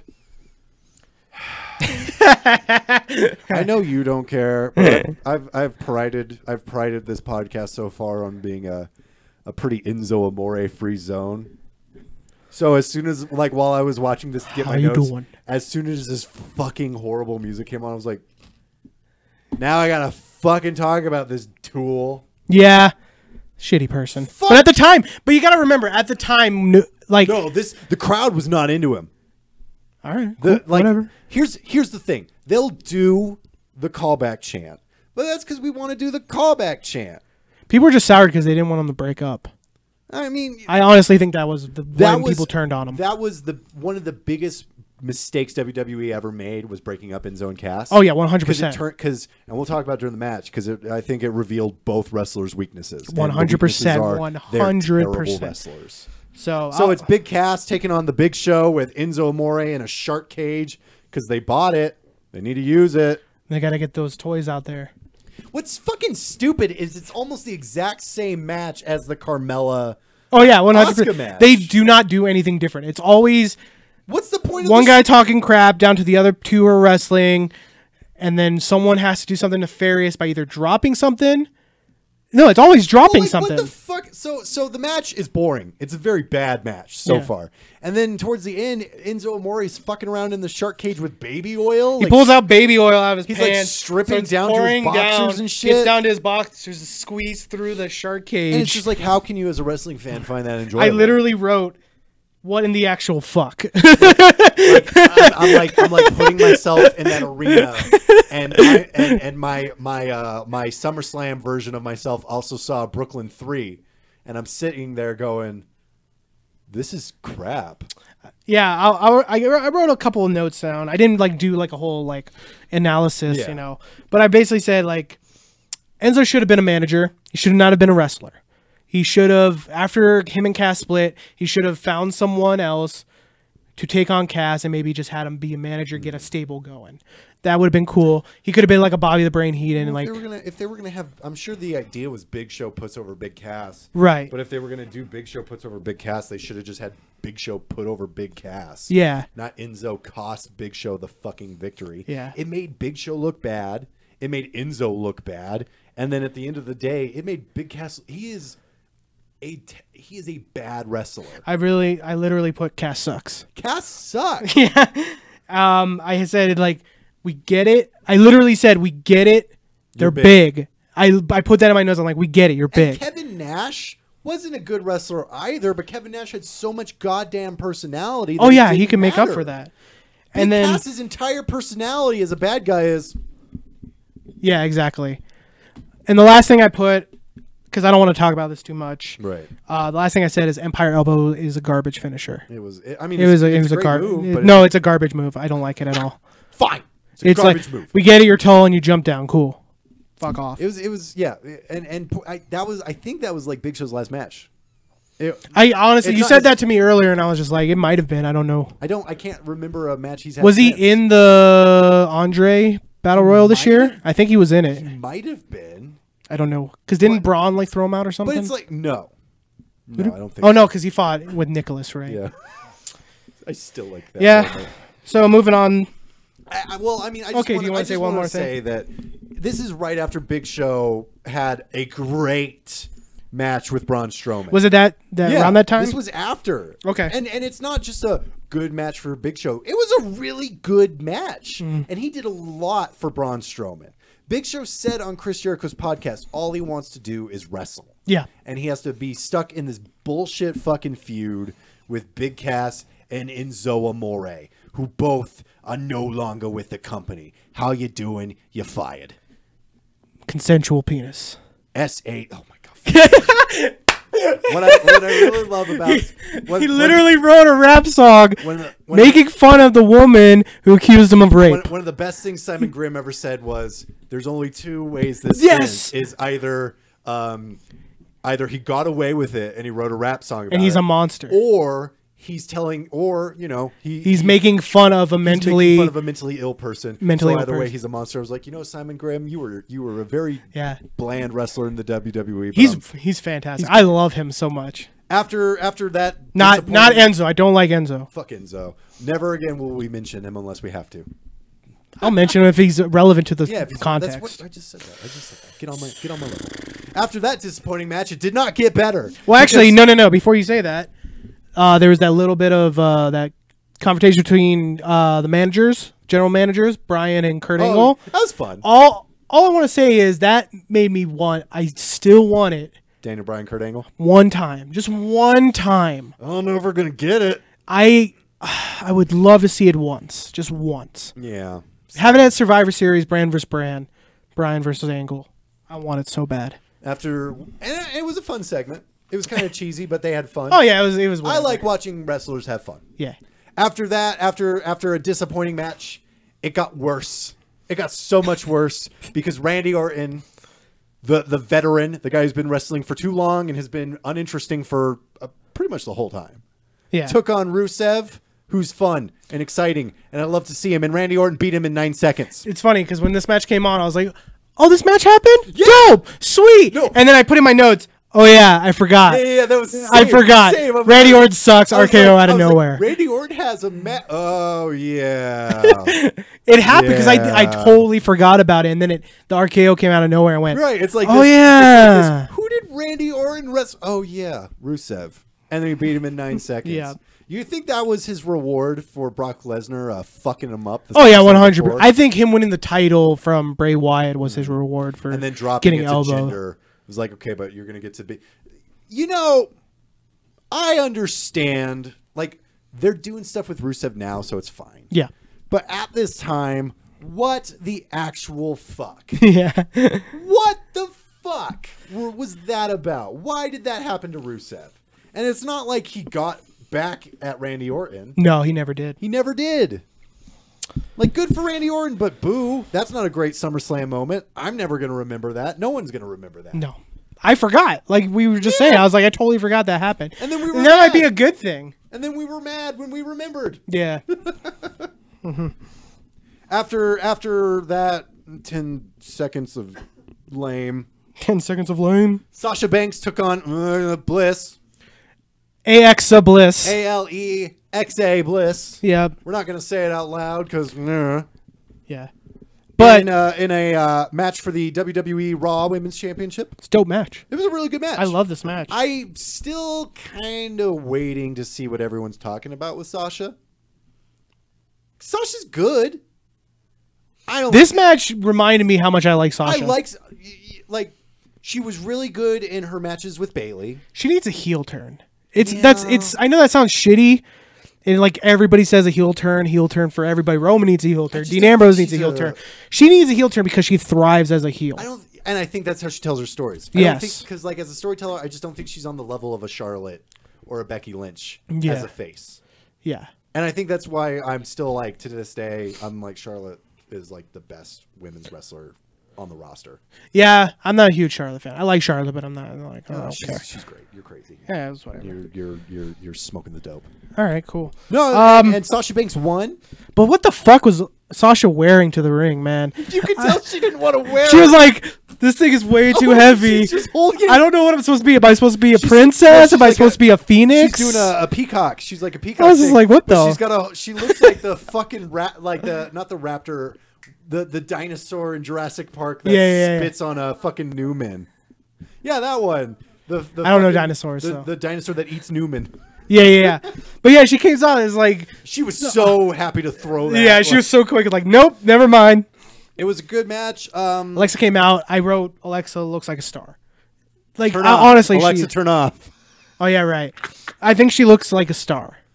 That's the one thing like people criticize her is that she looks too much like a star. She's great. She's fantastic. She's great. And maybe because she's the love of my life, and it's hard for me to decipher that. Don't get me wrong. Don't get me wrong. I still don't like the fact that she's champion right now, because she's been champion this whole time. Pretty much.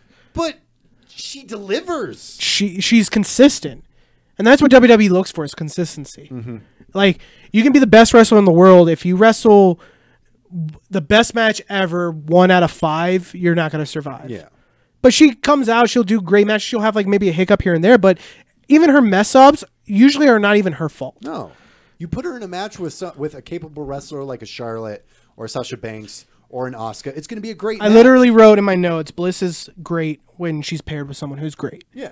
You know, like you put her with like I remember her matches with Charlotte were really good. I remember her matches with Bayley were really good. Except for the one. But that was because the story they were trying to tell was garbage. Stupid, yeah. And also on a pole matches should never exist ever again. Yeah, if Russo created it, you need to get rid of it. I just don't understand the point of anything that involves getting something that you can jump and grab. I don't like. On that point, can we talk about how disappointing it is that Extreme Rules is no longer like fun? Yeah. Like they no longer, it's always like the bad gimmicks. Save that for another time. Like at least on a pole is unique. Dude, How many goddamn shows? I like deathmatch wrestling. I know. You don't have to tell me that Extreme Rules is really, really, really, really not extreme. Nick Gage is in my current top 5. Dude, He's the fucking god. I'm trying to convince you to go to the Nick Gage Invocation in Chicago. Are you kidding me? Every podcast I try to find a way to talk about Nick Gage. Just try to say, he's the king. He's the fucking god. He's fucking Dude, king. you gotta watch American Rana Beyond because, well, he's been teaming with Matt Tremont there. They're the new Hate Club, and for the Joey Janela versus David Starr death match main event, it's Joey Janela's final death match. They had Nick Gage and Matt Tremont on commentary instead of their normal commentators. It's when and he's so funny because he's putting himself over during Joey Janela's match, and he's calling everybody a pussy in the match and stuff. And it's great because he's like, and then when like at the end, because like spoiler alert, David Starr wins, and he basically cuts a huge heel promo on Joey Janela, and it's great.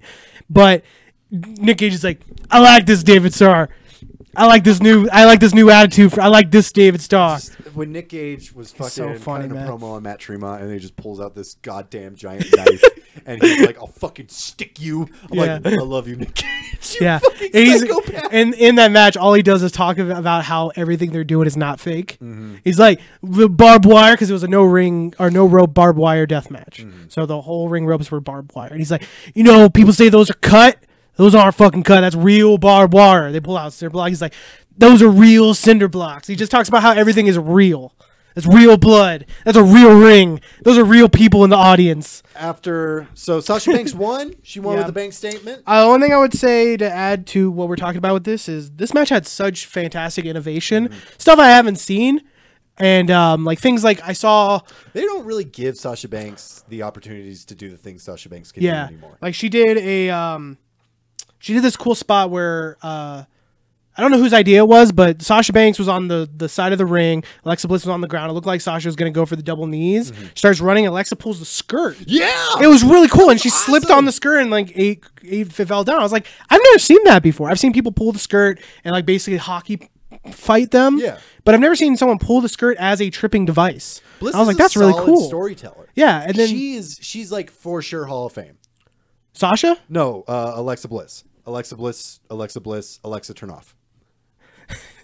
But yeah, Damn it. I always say it's too early to tell with Hall of Fame. I always say it's better to look at someone's career after it's over. Yeah, but because like I don't ever see her slipping. The And audience is turning on Alexa Bliss. She's my boo, and I'll never do it. And but she's not the type of person like you're never gonna see her go. Yeah, maybe I'll just go to New Japan. Yeah, because there's not as many options for female wrestlers. They'll hit her. Yeah. No, thank you. Well, also New Japan doesn't have a women's division. They don't. No, she would go to Stardom or Impact is probably their best bet. Do really good in Stardom. I think she'd do fantastic at Impact. Yeah. Especially nowadays because you got Tessa Blanchard tearing it up and Allie's doing pretty good and Sue Young is cool. We got Shotzi Blackheart. Oh yeah, Shotzi Blackheart is pretty cool. She's a little ridiculous. I love her. I always say there's always that one female wrestler, usually in Impact, who reminds me of Daphne. There's always one because it was like Daphne. There was what was her name? Daisy Hayes, who was very similar. Or, and the 2 seconds. What was it? Poison or whatever. Yeah, exactly. Yeah. Oh no, that's Erie. Oh fuck, Christina Von Erie. Christina Von Airy. No, she had a different name in Impact. That 'Cause she joined Ink Inc. Oh. You got Ink. I got Ink. Ink. And we Ink made Incorporated. that You made that joke a million that times. joke will always be funny. Yeah. You got a pen. I got a pen. Pen Ink. But yeah, there was a sweet knee spot too. It was like a AJ Lee Shining Wizard, where she did how she did kind of like a step up knee. Yeah. It was like an Inzaguri but with a knee. That's what she did in Sasha, this. I mean, I think Sasha can do a lot. I'm still like, and yeah, her being a face has been, I think, a detriment. Yeah, 100%. Like That's why and the I'm fact that waiting. the fact that they're still doing it, I'm like, oh my god. So they're probably gonna turn Bailey into a bad guy instead. Yeah. which is a mistake. I don't think it's happening anytime soon. No. Next match. Finn Balor took on Bray Wyatt. I watched this match twice, and I just could not get into it. Really, I was gonna say it was better than I remembered, because I remembered their first match, Gray Balor. Remember when he's like, "I'm the man who made the beast, who made the Bray man." Balor's top Balor. Yeah, well, yeah, according to them, whatever. I'd say a Joker Balor is top Balor. Joker Balor. Well, that's Joker Devitt. That's Joker Devitt. Yeah. Finn Balor, different person. Fair enough. But I said like, Demon's cool. I always said the headdress is a bit much. I don't like the headdress; it's a little dumb. I like the Demon. It's I think he was. Oh, I wrote. He's doing a little too much. He's doing a fucking man. He was doing a little too much with the demon thing. He was doing like that. Yeah. I'm a demon, huh? And I was just like, I'm not into that. But the demon, like when he's wrestling in the demon outfit, it's cool. I think it looks cool. I think if he came out, only title. I think he's been waiting for only title matches to bring out the demon, and because he hasn't had title matches, like a world title match, he hasn't done it. Does he have a SummerSlam? Yeah, he's taking on Drew McIntyre. Is he? Yeah, I thought he was gonna face Balor. No, he's Baron Corbin. Sorry. no. I think he's taking on Drew McIntyre. Okay. Because Seth Rollins is taking. Nothing's confirmed for Finn yet. No, I'll look it up. I'm pretty Okay. sure it is. But it was a good match. Yeah, it was all right, solid. fine. Bray Wyatt. I while I was watching the match, I came up with this cool idea for Finn Balor. Is what if he was a heel as a demon, but a face as a baby face? Like, because you know how he has that like Yeah. grinning, shit-eating grin, and he kind of talks a lot of trash, but he's Captain like, fucking everybody Demon, loves man. him, and he's great. But then when he's a demon, he's actually kind of a dick and like evil and like talks shit to Like the a Venom crowd. situation. Yeah. That'd be pretty sweet. Yeah, I was thinking like I think don't that'd be cool. WWE has the creativity. they don't to have the pull that off. minutia to pull off something that They intricate. don't have the vision for that. Yeah. Like if you pitched that to Vince McMahon, he'd go, "So is he a bad guy or a good guy?" Both. We need to know. He can't be both. Why? What? Yeah, he can. No. I thought like during the match because I put like he needs more intensity now because in that match he had a lot of intensity. I know it's Yeah. because he's the demon, but if he had that intensity he had in this He is match, taking on Corbin. You're right. yeah, Who the fuck is Drew McIntyre fighting? he's gonna be seconding Dolph Ziggler so Dean Ambrose can come out and save him. That's dumb. Well, then it's going to be probably at the next pay-per-view, whatever it is. I think Hell in a Cell. I wouldn't be surprised if at Hell in a Cell it's going to be Dean and Seth versus Drew and Dolph. And then I don't know, man. But You're probably right. That's disappointing. I'm trying to think of, because you're trying to think of like, because if it were me, I'd be like, that'd be cool if, So they're wasting both McIntyre and Balor. That's just disappointing. I would love to see like Dean Ambrose join Dolph and Drew. Watching this match, I kind of had a thought. Okay. Bray Wyatt should probably just manage for a while. Like Alright. once this stuff with Matt Hardy's done, I think Bray Wyatt would do well to just kind of manage somebody for a while, wrestle very sparingly. Cuz his character's so tainted. Huh? We still got 4 more matches, dude. I know. His gotta character hurry. is just so tainted now. Yeah, That- it is true. That at this point, That's true. He needs. I don't want to see a character change. No. I just think he needs to take a break. He needs to take a break. He needs to be able to cut promo. Like what if Braun turned heel, and he came back with Bray Wyatt, and it was Bray Wyatt managing Braun, and Bray Wyatt needs something to do. Yeah. But I don't think he can. I just don't want to see him eat another loss. So it's like, what do we do with Bray Wyatt? Yeah. And I don't want to see him pick up a victory because then he's just doing it to take a loss. I think he would have been better if he stayed on SmackDown. I agree. And because if SmackDown now with Bray Wyatt in the mix would be a little bit of fresh air, because everybody's so like not serious but believable. Dropping that title to Randy Orton sucked. Yeah, That sucked. That was Yeah. a bad match too. That was fucking crap. yeah. After that, Dean Ambrose and Seth Rollins, freshly reunited. Yeah. Great story. By Yeah, the I said way. this match. The bar are so damn smooth. Cesaro and first off, Sheamus gets an unnecessarily bad rap. I was telling you when you told me that earlier. I was like, it's probably because he was wrapped up in the Daniel Bryan Yeah. de-pushing time, so people just kind of soured on him. And then when he came back with the dumb Mohawk. and people were like, oh, And all the he just seems like a WWE guy, yeah, but he delivers. yeah. I think he's fine. I can't remember a bad Sheamus match. Him versus the New Day at WrestleMania 32. That doesn't count. It was barely a match. That was barely a match. I mean, And you're that saying I match- can't that- remember. no, I no. just told you I one. okay, fine. You win that round, all right? Or the match where he concussed Daniel Bryan so bad he had to retire. Why'd you have to remind me of that? Yeah. That hurts. But this match was sweet. It was Seth Rollins has been killing it for a very long time. Yeah. That spot where he Did the springboard? no, not even the springboard. Oh, that was cool. I'm talking about his frog splash Oh, yeah. where he like jumps and then he just twists his body to land this beautiful, perfect fucking frog splash. Seth Rollins might if AJ Styles didn't exist, Seth Rollins might be the best wrestler on the WWE roster. I feel like if he had less reins on him, not to use a bad word, but like if he had less like strings if pulling Vince him, wasn't there telling him what it can't do. yeah, he could kill it. I agree. Kill it. And Dean does fine. Dean's great. He's a good storyteller. I think Dean is untapped potential. Him in his independent days, I said was the best talker in the world. Easy. he's still a really good promo. He Yeah. gets great promo. But now he talks, like this, and he's like, whatever, man. My brothers. Hey Yeah. guys, let me go get I'm married. married to Renee Young somehow. Lucky boy. Right? Renee Young's cute. She's a sweetheart. I'd carry her books for her. You know? I'd open doors for Renee Young. I'd be that sad emo kid in the corner who has like a picture of her in his locket. You're Helga Pataki. Yeah, You're Renee Young. I was thinking more of like the Severus Snape Oh, God. to what's it, Still Lily after Potter. Still after all this time. Always. Always. Oh my God, Snape, get a fucking journal. It was a good match. Dean Ambrose and Seth Rollins won the tag team championships. It was really good. It was a good match. I liked it.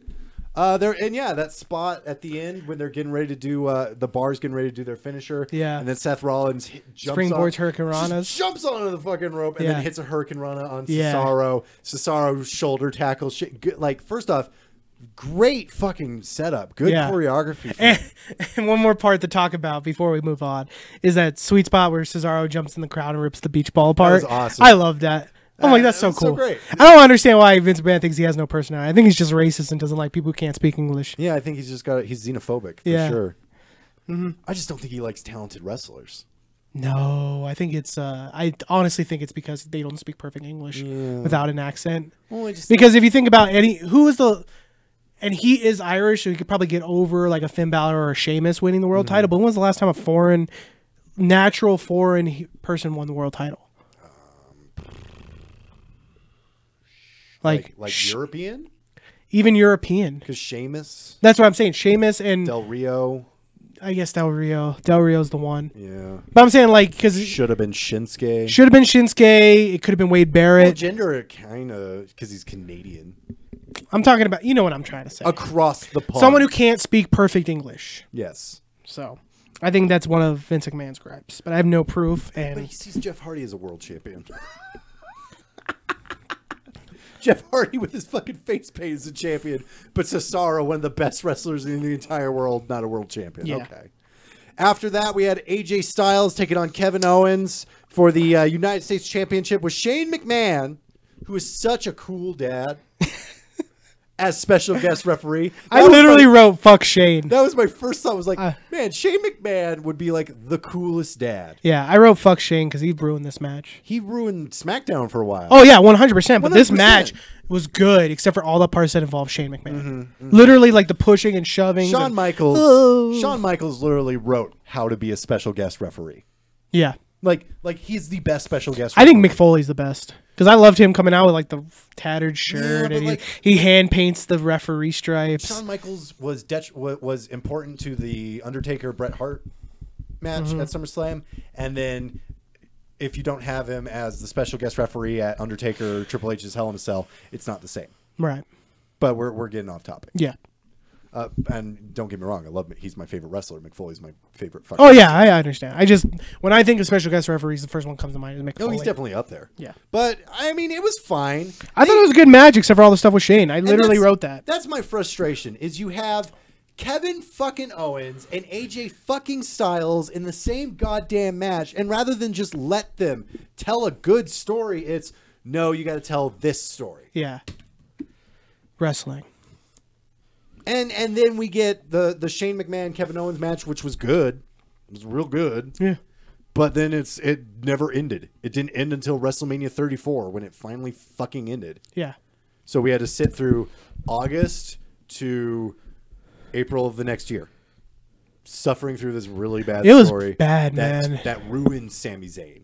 Ruined. Oh, but I love heel Sami I Zayn. love heel Sami Zayn. He's so but quirky. If Bobby Lashley's storyline is the best they're going to do with heel Sami Zayn, I don't want heel Sami Zayn. Yeah. Where he's just jumping up and down with that. It's Well, as we learn, it's because he was injured. I didn't know that. I'm not going to lie. When I read he was going to be out with injury, I was kind of like, good. He might need. He can come back as a babyface and get Yeah. back on It track. was like, Maybe keep that kind of dickish personality, but be a babyface. Really sweet. After so AJ Styles won. He Yep. defeated Kevin Owens, and then Kevin Owens blamed Shane McMahon, and then Sounds they about had a right. Hell in a Cell match the next month. Cool. Yeah, Yeah. or 2 months later. Whatever. After that, Jinder Mahal Jinder Mahal, the modern day with the Singh Maharaja. brothers took on Shinsuke Nakamura, and everybody thought Shinsuke Nakamura was going to pick up that title. Shinsuke Nakamura did not pick up that title. No, but his entrance was cool. Oh, his entrance was great. Violin needed to be tuned. Yeah. That guy. Shinsuke still, and even though they've kind of corrected the course, Shinsuke should have picked up that fucking title. Dude, he was so damn over. He was so ready. He was so over with the crowd. He was so ready. Everybody was like, because you AJ were like, is Styles. this song the thing that's over? Or is it him? It's obviously him. AJ Styles should have won the Royal Rumble, and Shinsuke Nakamura should have been champion. Yeah, that would have been cool. Because then you could have still. But then had, you would have. Oh, but I guess yeah, you would have could had. still had the heel turn. And you would have had Shinsuke versus Brock. Not that I'm upset about because I love AJ versus Brock. Probably It one was of my great. favorite WWE Dude, matches it's, last it's, year. it's definitely my favorite match of last year. In WWE. Yeah, for sure. Well, Come on, Kenny Omega and unspoken, Okada. unspoken. Come on, Yeah, man. yeah. And Gargano versus. Oh, I guess that was this year. Whatever. There's not much to say. Nakamura should have won, is what I put. Triangle choke was pretty cool. The worst part is Jinder went over pretty fucking clean. No, he didn't. Like He went over super not clean. One Sin brother came in. Shinsuke kicked him. Went for the other one. The other one jumped off. outside and then he got him with the choke. like and outside hit him. distraction. That's literally but the opposite of a like- clean win. Like distraction, but it wasn't like super screwy, overbooked finish. Yeah, it was. That's literally the definition of a screwy, overbooked match is when the other people on the outside are getting involved to cost him the like- victory. Like again, That's literally what it is. It wasn't like a completely clean, but it's not like he hit him over the head with a chair or something like that. It's that he got lucky on a distracted Shinsuke Nakamura. Yeah, that's not a clean And victory. it only took one Colossus too. Well, yeah, they were putting over the Colossus at the time because they were trying to make them all sweet. You have a great shirt. Oh, thank you. I am being told to say that on air. Yeah, thanks. No. Is the Hawaiian shirt or my lucha shirt? Probably the Hawaiian shirt. Yeah, I Hawaiian shirt's imagine. pretty cool. Yeah. It's very festive. Yeah, it's summertime. I love it. I always like to be festive. I know. I'm sweating bricks, and you're probably super chill. Yeah, I'm still sweating bricks. Because this room is so hot. Yeah, And you know what else is heated? Our opinions. yeah. Like how the fact that a distracted win is not a clean Okay, finish. All right. What do you Fuck want? off. What do you want? I want I want you to Point take is- back that you said it was a clean finish. No, I won't do it. All right. Fucking point is, Jinder Mahal is your champion still, and I'm just mad. Jinder. I love And Jinder, the man. worst I really part, do. Like Shinsuke didn't pick it up the next month or the month Yeah. after that. I'm I sorry. really thought Shinsuke was going to win here and then drop it the next month. I'm sorry. Because they had so much time between their I, time. I'm still saying his title reign was a bust. Oh yeah, 100%. I agree with that. I like Jinder I don't have a Mahal. problem with Jinder. I don't Jinder's think fine. anything. I don't think his run was good. I don't think anything like I that. don't think he should I have been like champion. him as a character. I like the packaging of the character. Yeah. I like the two super small henchmen. I know it's been done to death, No, I like but it. I love it. I like everything about Jinder Mahal. When he except won the his title, comes championship out reign. like basically on an elephant, and he's just like ooh, and like it's super cool. I like it. But that's it. Like I understand that like and it it was was- booked like shit, and he didn't look good. But And they just they made Shinsuke Nakamura the fall guy.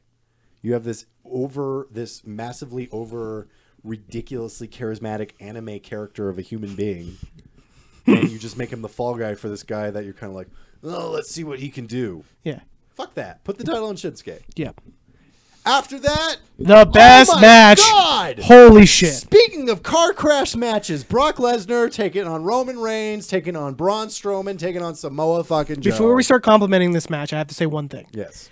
Dude, this was literally a year ago. Roman Reigns has not changed 1 second. No, he hasn't changed his look. He hasn't changed his style. He hasn't changed Not a single damn thing. And the audience is still booing him. Yeah. I don't care if, like, one night they have the audience fucking cheering Roman. Fuck that shit. Nothing's changed about Roman Reigns since last year's fucking SummerSlam. Literally not one thing. Not one thing. Yeah. But I put Joe as super over. Joe was super over. Braun was fucking over as shit. Braun was close as what I put. I thought he was like right there because I know the exact moment Braun became relevant. He was always like, people were like, he's cool, he's cool, he's cool. He could be cool, he could be cool. His feud with Elias is what put him over the edge of being like everybody's favorite. Well, I'll tell you what the moment I think that really did it for him was, unfortunately, involves Roman Reigns, but it's when Roman crashed the ambulance. And he just comes out, he's like, And get away from me! Yeah, he's like bleeding. He just gives Kurt Angle that look, just this like, I'm gonna fucking murder everybody Yeah. look. And that's the moment where I was like, I love Braun Strowman. Yeah. So, This match was a clusterfuck, but in the good way. yeah, in the best way. Where it was just throwing each other through tables. Braun Strowman threw 2 tables over Brock He threw Lesnar. a fucking computer chair. Yeah. Like a always really a great with like spot. a heavy wheels computer chair. He picked it up over his head and chucked it at Brock Lesnar. It was like, bah, ugh. But then this is something else I put. I was like, because this is not now, this is then. Brock Lesnar did bring a big fight feel to his matches. I think I love Brock Lesnar. I don't. And I mean, I just thought at the time, because I said this about his first title reign, his first time with the WWE title, because he wasn't there every week. When he was there having a match, it did feel like a big deal. And I feel like they can do that more often. It's just to the point now where it's getting ridiculous. I think putting it to the point where the only person who he gets to face is Roman Reigns. I think that's what's hurt Brock Lesnar. Yeah. Because his Samoa Joe match was good. His Braun Strowman match was good. I put Roman Reigns can't even use the steps correctly. Because he like tried to hit him with the steps and it was like super awkward. I was like, man, that's like the easiest thing to do in wrestling. You just pick up steps, hit him with the side. He ate the pin. He had an ugly ass spear. That one spear he did, I think it was to Brock. Yeah. And it was ugly. Crowd he booed did that the really shit out of him. weak ass Superman punch on the outside. Superman punch. It is was stupidest- ugly. It's Oh, the man. stupidest fucking move. But in- I did say you just said it.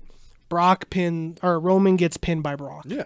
Interesting. Very interesting and telling. Mm-hmm. That's why I'm kind of like, although it feels like Roman Reigns is going to win that title, I'm like, I don't think he's going to win that title. I think he's gonna win just to spite people. Just to do it. Just to do it, get it out of the way, get Brock off TV for a Because bit. I'm serious. When I told you my conspiracy theory, I don't think Brock Lesnar's done. I think he's going to be done. Yeah, you were talking about that. I think We'll talk about it. I think there's more money in a champion versus champion match than there is Brock Lesnar having both titles. And I think it behooves WWE to have him have the title when he goes into that UFC fight, because if he loses, it's going to make WWE look like shit. Yeah, although, I mean, that's entirely dependent on him being Daniel Cormier, which I just don't see happening. I think he could. I think he's got the size and he's got the pedigree to do it. But I think you have the title off of Brock at the fight, so that way if he does lose, people don't go, see, wrestling's fake. He lost to the real fighter, blah, blah, blah. Kind of like what they did with CM Punk. But you have him without the title and he wins, have him come back at like Elimination Chamber time, like the day after Elimination Chamber, challenge whoever's the champion. It could be Braun, Roman, whatever, and you can bill it as the UFC champion versus the WWE champion or Universal champion, and that's more of a marquee than I think Brock Lesnar having both belts. Yeah. And that's why I think he will lose at SummerSlam. Yeah. All in all, SummerSlam last year was pretty good. It was really good. It was pretty good. I always say around this time to Survivor Series is always the best time for WWE. It's usually because they don't have to get into the high profile stuff yet, and they can be a little more experimental. Because they're still trying to figure out what they're doing for WrestleMania. Right. And this year's SummerSlam is as follows. Here are the matches we are going to see.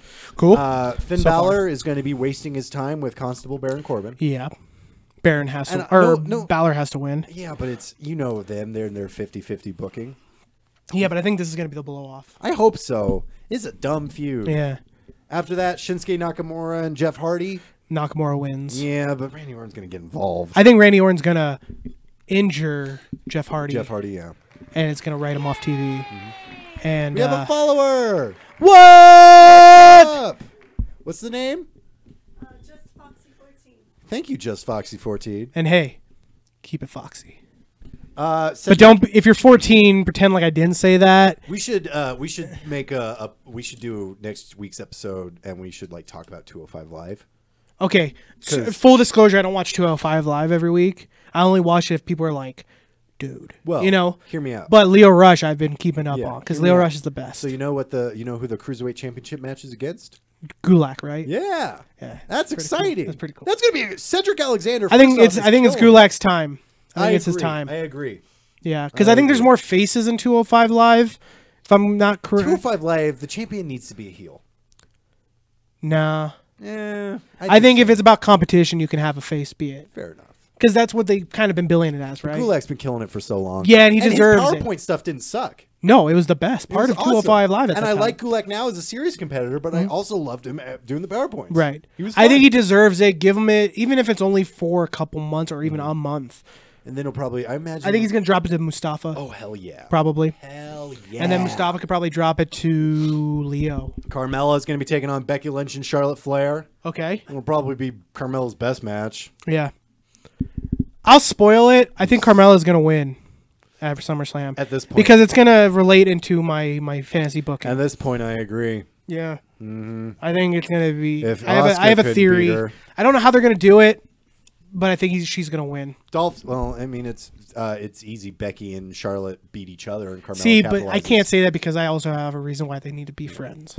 After that, Dolph Ziggler is going to be taking on Seth Rollins for the Intercontinental Championship. I think.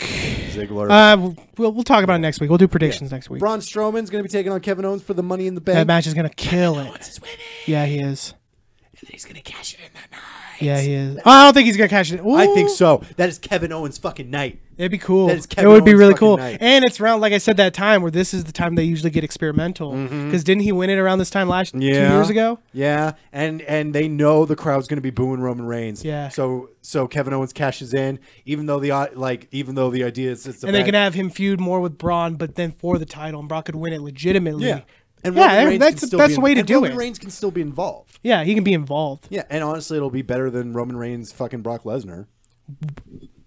You might want to rephrase No. what you just said. Kevin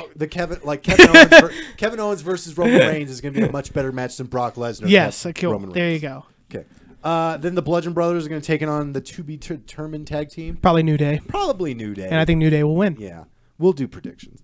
AJ Styles will be taking on Samoa Joe in what is on paper.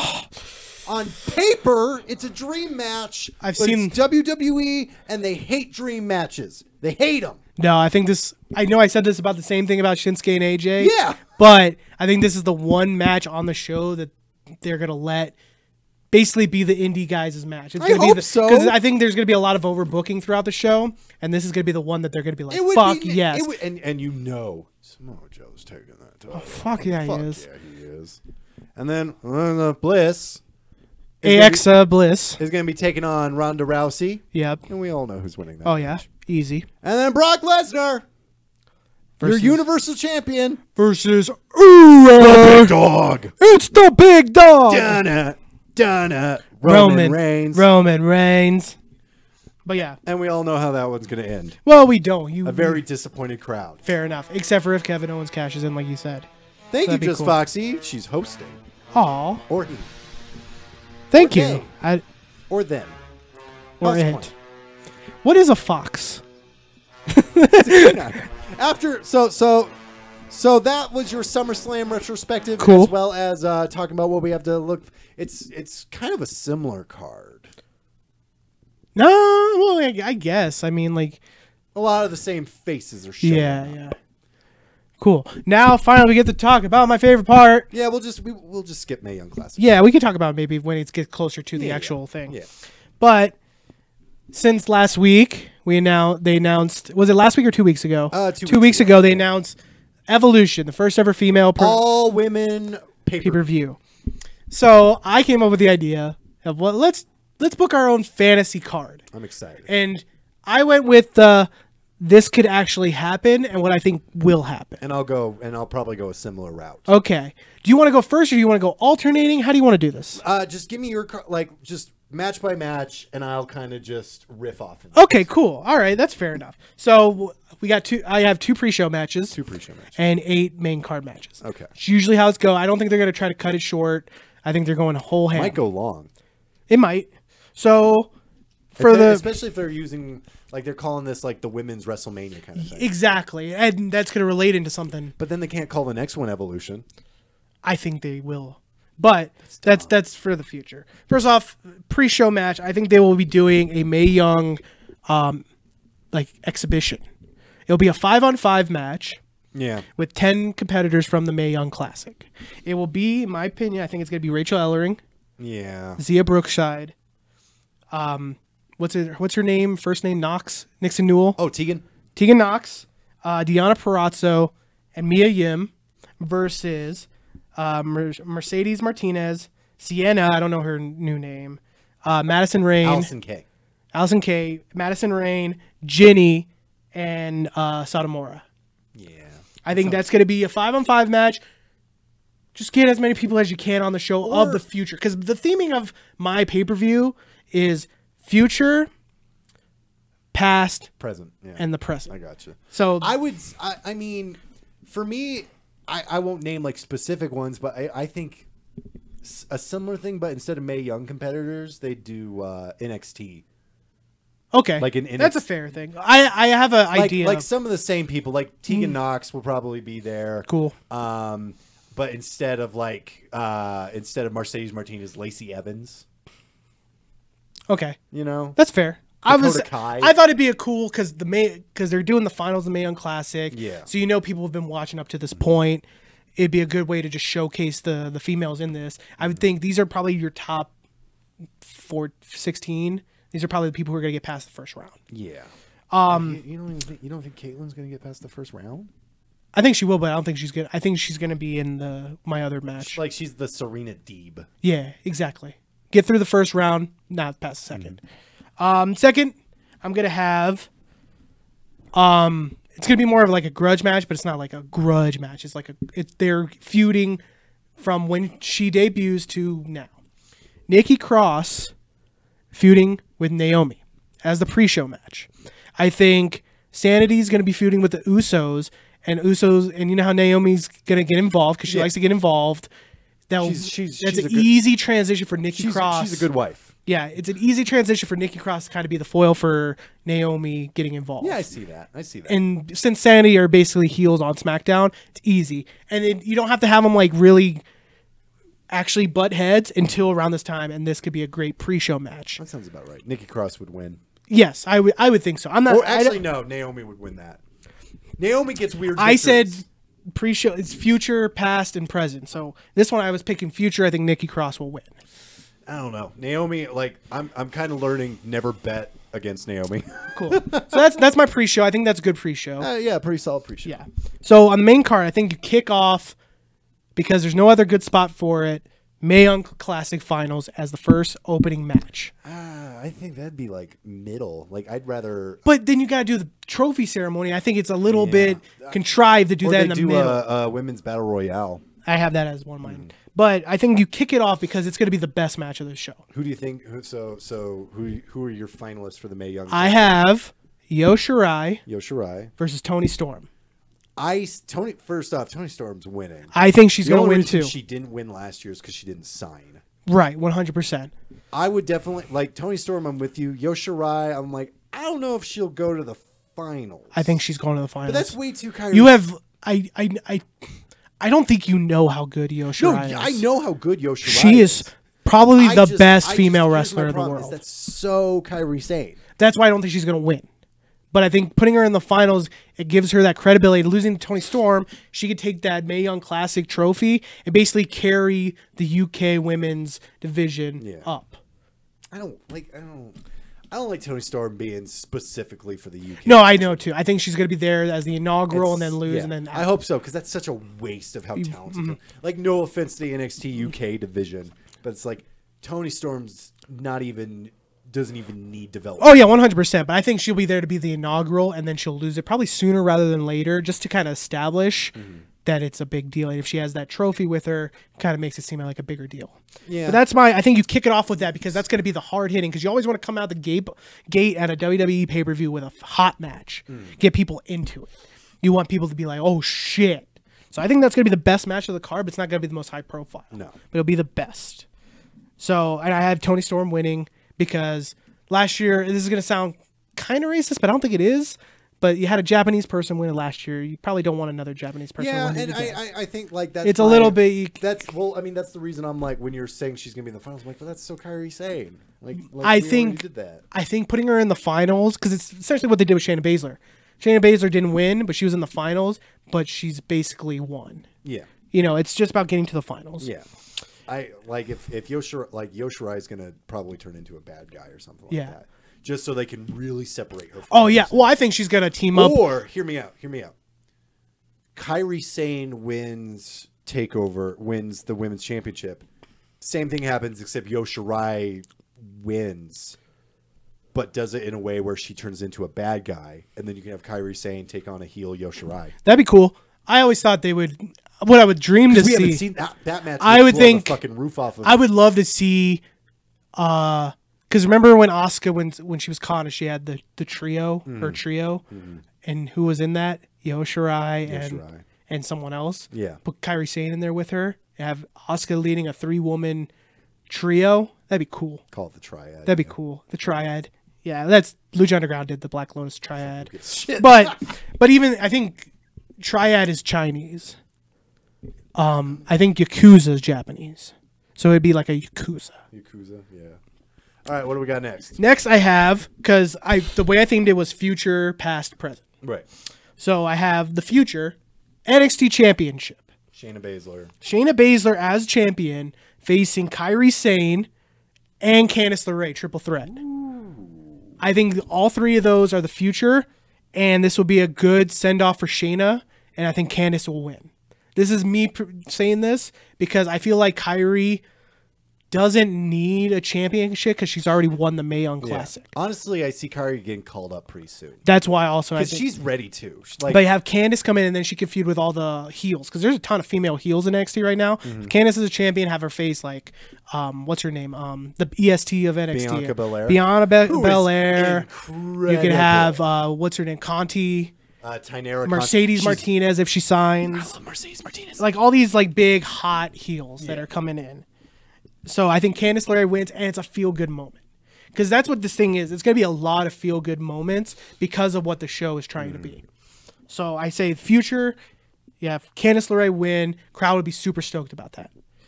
So that triple threat, and also you can have Candice beat or Kyrie. That way Shayna doesn't look weak because of what's gonna happen later in the pay per view. I think Shayna Baszler needs to get pinned when she loses that title. Because I'll tell you why. Okay.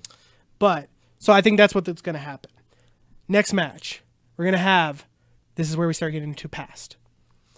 Even though I say this, it's more of a theming rather than who's going to win or whatever. I got you. It's going to be the Iconics versus Lay Cool because they're the exact same fucking thing. Just one's from now and the other one's more of nostalgic. I don't see them having Lay Cool lose. And Iconics haven't been established enough that they can lose and still be fine. I don't know. Why not? I don't want that cool. Why not? They were bad. No, they weren't. They were bad. They were fine. They were not They were- fine. I James, Smelly Kelly. keep her away from Mickey James and all that stuff. But you have like, it's a way to put them on the card. And I think Late Cool is history. They're history. Like, I they get- represented an era. And then my other objection to this is the idea of the Iconics losing. Well, that could be up for debate. I think the match is going to happen Because I just like the Iconics. because they're literally the exact same gimmick. But the Iconics are so good. And so were Late Cool. They were fine. They're fine, exactly. So I think that'd be fun. It'd be a little bit more of like a nostalgic, like Late Cool comes out, they do their little twirl, and then Iconics basically come out, do their thing, and it's like the same thing but different eras. It'd be cool to see. It'd be like one of the few dream matches that I have on this. But yeah, that's that match. Next, the Evolution Battle Royal. And hear me out. I think this is going to replace the Women's Battle Royal at WrestleMania. Yeah. Because I feel, I don't know about you, but I felt like there was too much going on at WrestleMania this year. Yeah. You take that Battle Royal out and say it's happening every year at Evolution, called the Evolution Battle Royal. That way you don't have to worry about the Fabulous Moolah Women's shit. Evolution Battle You have it be Royal. the Evolution's Battle Royal. And in this match, I don't really have anybody, like, I don't have everybody, but this is basically where they fill up that 50. Because they said that 50 people are going to be there. It'll be like, bring out, like, that's where you'll bring out, like, the Kellys or whatever. But the Trish winner, Stratish's and- the winner, Nia Jax. Because I feel like she's been shit on so much by us. but also by creative. This would be a good chance for her to show domination. Yeah. And because it's going to be a bunch of basically it's like a- 95-pound women or 120-pound women trying to lift up this behemoth of a woman. And it's like a nice consolation prize. Like, here you go, Nia. You're Plus- never going to get that title back. I don't have anything for her to do, and I can't see her doing anything.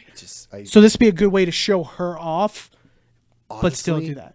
Honestly, I see her going to Impact in like the next like 2 or 3 years. Yeah, but that's not where we're at right now. Yeah, I know. But yeah, that's what I think. I think that'd be a cool little thing. And it'd be a good way if you establish that you don't have to do the women's WrestleMania Battle Royal crap, and it won't seem Well, so then you cluttered. can, like it gives you time to actually like do things with your women's division. Mm-hmm. So that's that. Next, it will be. This is. I have to tell you the entire scenario Right. for this. So we've got 3 matches so far, right? We have the 2 pre-show plus 1, Mae 2, Young 3, Classic. 4 matches. Okay. 4. So we had the Mae Young Finals, the NXT, the Iconics, Late Cool, and the Battle Royal. Okay, so 4 matches. So now we're gonna go in. It's gonna start off being like for fun, but it's not gonna be for fun. It's gonna be Sasha and Bailey versus Charlotte and Becky. It's gonna be the Horsewoman in one match, and the match is about to go on. And out comes celebrate. I'm betting in the meat, no matter me.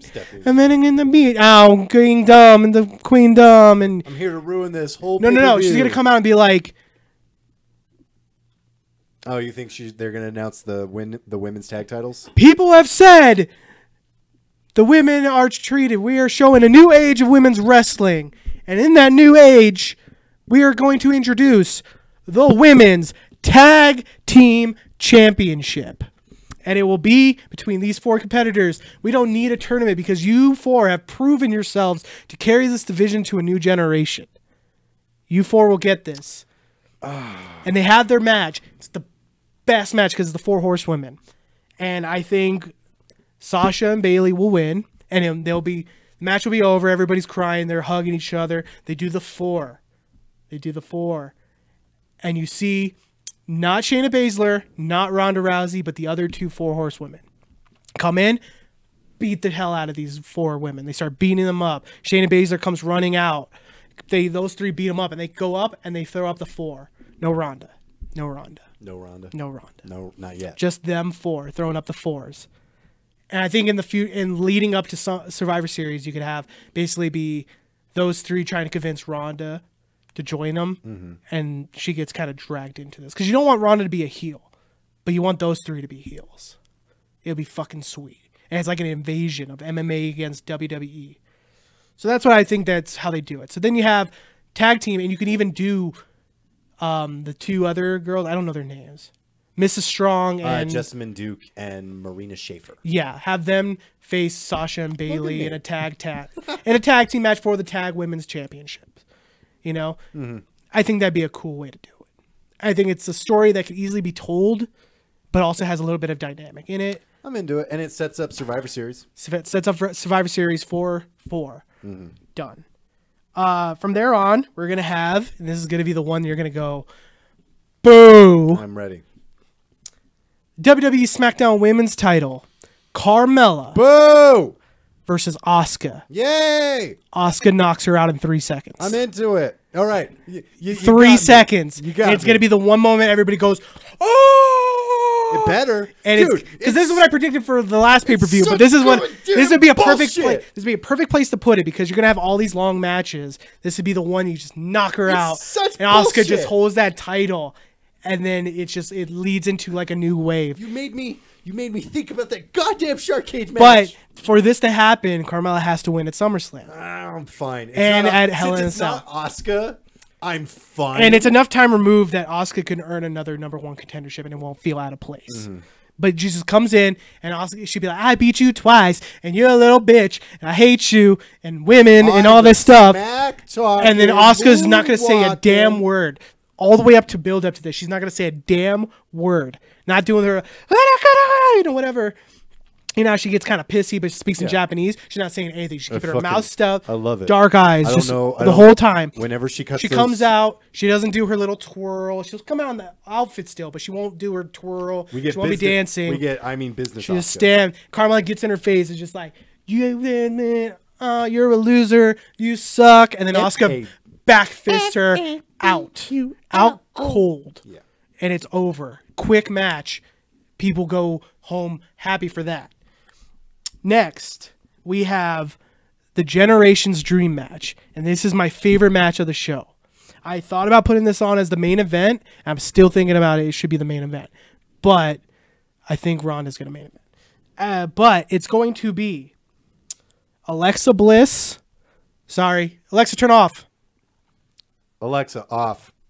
It's going to be Bliss and Mickie James versus Trish Stratus and Lita. Mic drop. Sorry. I've been thinking about this match for a while. I like it. This is the most perfect match because you can tell like literally 4 stories in one. You can tell Trish and Lita holding down the women's division at a time where the women's division was a fucking joke.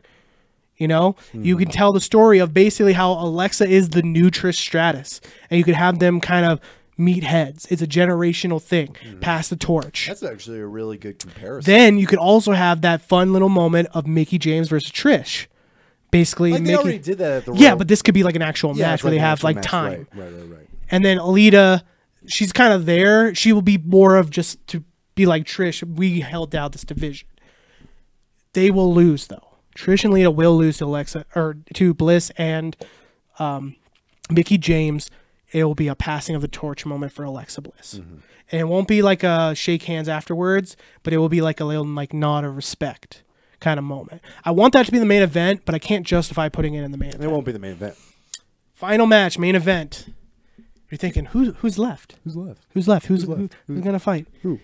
It's gonna be on paper. Probably shouldn't be the main event, but once I tell you the story, you're gonna be like, okay, I understand. Well, it involves Ronda, so. Right. It will be the WWE Raw Women's Championship. Ronda Rousey versus Natalya. Now listen. Unbeknownst to the audience, this will be Natalya's final match. Her retirement match. Sad. I believe Beth Phoenix is going to be doing commentary. But she's going to leave commentary for this one match and come down the ring with Natalya, her best friend. She's going to walk down with her. Nobody's going to know about this. This is my idea.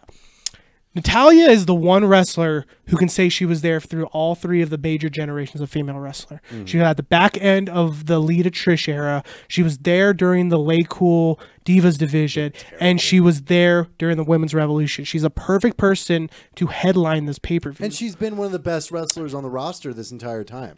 Also, her and Ronda trained together. She trained Ronda, essentially. They've probably had a lot of mock matches to the point that this could be a 30-minute barn burner if done correctly, because they've probably practiced this match a million times. It'd be a match where they wrestle, goes down to the wire. You think Ronda's going to lose at one point. Natalya's going to win. What? You start getting behind Natalya. You're not against Ronda, but you're behind Natalya. And you start noticing that she's fighting with everything, like more intensity than she's ever fought in her entire life. She gets down to the moment. Ronda gets her down, gets her in an arm bar. She doesn't want to tap. She will not tap out. She will not tap out. She will not. She was not. And she looks up, sees Beth Phoenix, and just goes, taps out. Ronda gets up, stands up, Super leaves, emotional. super emotional, holds up the title, leaves the ring immediately. I like it. Natalya gets up, sitting there, arm like this. Yeah. Beth Phoenix gets in the ring with her. They hug. Everybody's like starting to realize what's going on. What the hell? And she gets to my, she's like, I've watched this generation of women come through. I was there for Trish and Lita. I was there for Lay Cool. I was there for Nia. I was there for Ronda. I think it's time to call this my last match. At the best, most evolution moment, evolution. I am evolution. You are all women. Be a star. Be a star. And everybody starts saying, thank you, Natalya. I like it. And she leaves. And then she goes into the Hall of Fame that year. Here's my issue with that. It's so beautiful, I though. love it. It's so I beautiful. do. Natalia's not big enough for that moment. That's why because leading into it, my guess is that she's going to turn on Ronda and be kind of a heel leading up to Yeah. it. And it's like, that's her best friend. There's the one woman that's basically been cool with her since she came in. It can have more of a grudge feel. And I think it's going to be the main event, not because of Natalya, but because of Ronda. Well, it's Ronda, yeah. And that's where that's a no-brainer. That's where people will justify it. But once you realize what's happening, it's going to become a huge deal. And I think it'd be a good send off for her because she's like the one out of the entire roster of the 50 women. She was there through it all. And she's like, it makes the most sense for me. And it also explains why she went face to team with Ronda so she could turn on Ronda so that they could have this match. Like, I definitely smell heel turn from Natalya. So I think that's where they're going. I think that could literally be it. Because here's my problem with Natalya. She seems out of place. Yeah. She seems like she's holding up a spot her- with all these women coming up from NXT. Her outfits are horrible. Oh, that's whatever. I don't care. I think she could be a perfect farewell for a woman who basically tried to be the women's revolution at a time that they weren't ready for it. Yeah, she was the best for a very long time. She was one of the very few women's wrestlers who was good at wrestling. And it would be the one chance for her to get the spotlight as she retires. And with Beth Phoenix there, her best friend, her literal best friend, and she's there for I forgot a match on here. I realized the Bellas aren't in a match. Oh no, not the. I was Bellas. gonna put them in a match and I forgot who. Huh. Whatever. that- It was gonna be Bellas versus Absolution. Yeah, that's what I was And about Paige to would say. be as a manager because it would be her last pay-per-view as like a competitor. She won't be competing for reals, but she'll be there. Yeah. And that'd be what I think they do. Speaking of which, good for Paige. Good for Paige. She posted that. So sorry, I got a little emotional there because I no. think that's a perfect story and it'd be a perfect way to end that show. She posted that Instagram photo of her. Oh, yeah. Good for her. Yeah. Paige had a rough year. Yeah, she did. So yeah, that's mine. Tell us what you think, audience. I almost teared up because it's such a beautiful story that I made up. I'm getting emotional. Real quick, who's taking on The Rock at WrestleMania 35? Probably Roman. Yeah. I can see it being like Triple H. It's Roman. But I think Roman makes the most minute they sense. said Roman, I'm like, oh yeah, that's what's happening. And that way, because that way you don't put him in the title picture. It'll be a good match. And that could even headline, and you can still keep that dumb streak And that then they there keep you making go. a thing. They found the one more legend. Yeah. Somehow they did it. Yeah. Now, if only Stone Cold could unretire. Yeah, exactly. So that's mine. Do you have any matches you would like to see? Well, Not Lay Cool versus Iconics. here's my. I think we're gonna get Charlotte Ronda Rousey at Evolution with a screw job finish, thanks to the Jessamine Duke and Marina Schaefer's of the world. So they can have a rematch. So they can have the Survivor Series match. And then at WrestleMania, Ronda, we never did finish that match. And everyone goes, I would think it'd and then be. at WrestleMania 35, it's Charlotte versus Ronda Rousey one last time. I think the story that's more interesting, in my opinion, is the 4-on-4 horsewoman and Ronda gets pinned by Charlotte. Yeah. That way, Charlotte has that win over Ronda, but it's kind of tainted because it wasn't a one-on-one match, and therefore, when that time comes, she could be like, "Well, you never did beat me, Ronda. I've pinned you. You've never pinned me. And then they can have that match. Because I think that's the thing is like, I don't see Becky and like Becky and Charlotte. There has to be like some sort of fallout from their thing. Yeah. So we might get like. No, I know. That one I'm not as confident in. Again, as emotional as that retirement angle might be for us, Yeah. I just don't think it's like that's not the main event. Natalia retiring is not like that is not on the level of Undertaker. Yeah, but if they do it right. It's just I know it's WWE, you can't do it right, but like with it's Natalya, you can tell the show is going to be run by Triple H, and he knows how to tell a story. Natalya, it's like way too little, too late. But I think getting her this moment is in my personal opinion. I'm not saying she doesn't deserve the moment. I think that's why it's not it's like if Santino was given that moment. It's just not impactful enough. But she is a former world champion, a women's world champion, yeah, but a world champion. Santino was United States champion. Yeah, but that's not a world championship. That's not the top title in the top company. I get what you're saying. I get what you're saying, but there have been lots of like Alicia Fox is a former. Yeah, but women's Alicia champion. Fox won the Divas Championship. Yeah, take that Divas Championship. And Natalia's won it multiple times. She essentially, according to some people, I disagree with it, but some people say she had the first like women's revolution match, her and Charlotte. No.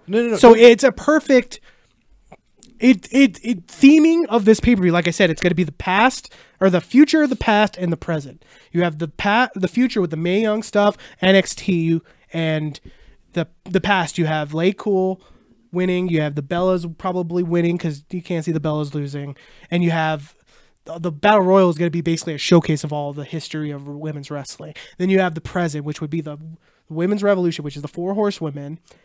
And it kind of shows the presence with the 4 Horsewomen of MMA because you got Baszler and Ronda. But it's more that. And then you have the present with Alexa Bliss winning. And you have Alexa, turn off. Alexa off. You have Alexa winning. And you have then you have Ronda beating Natalya.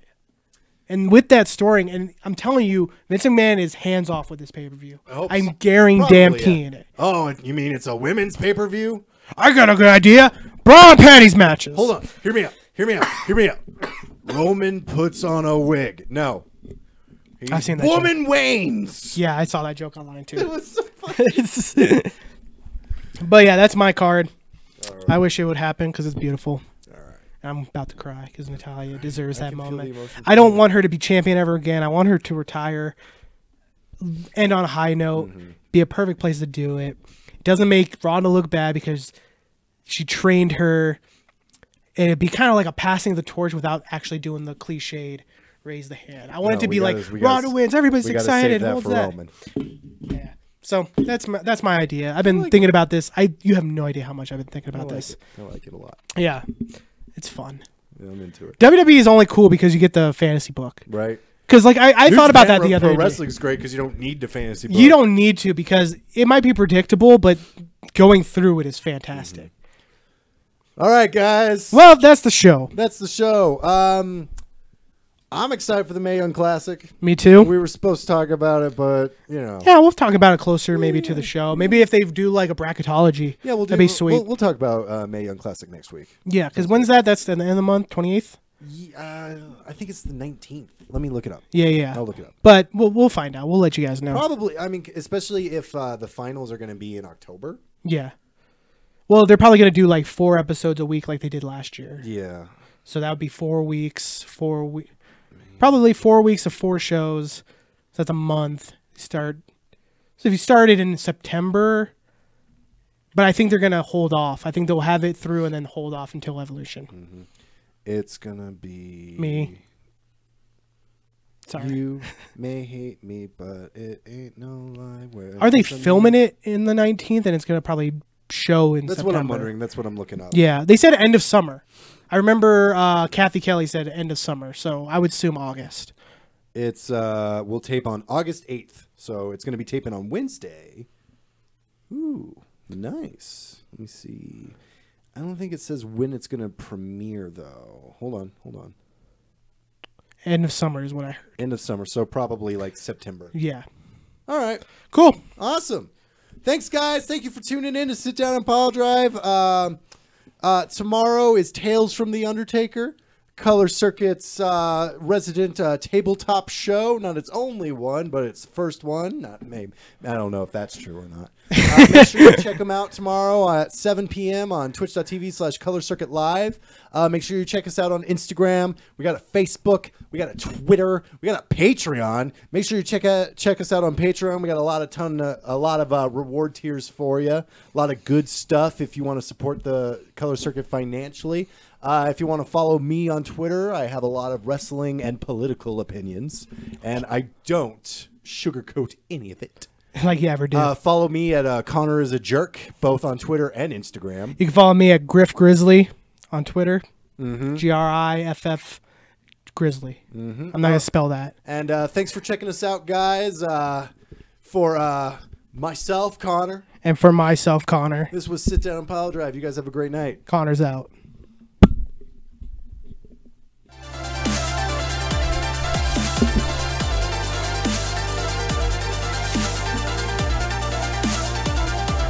I spent literally all of fucking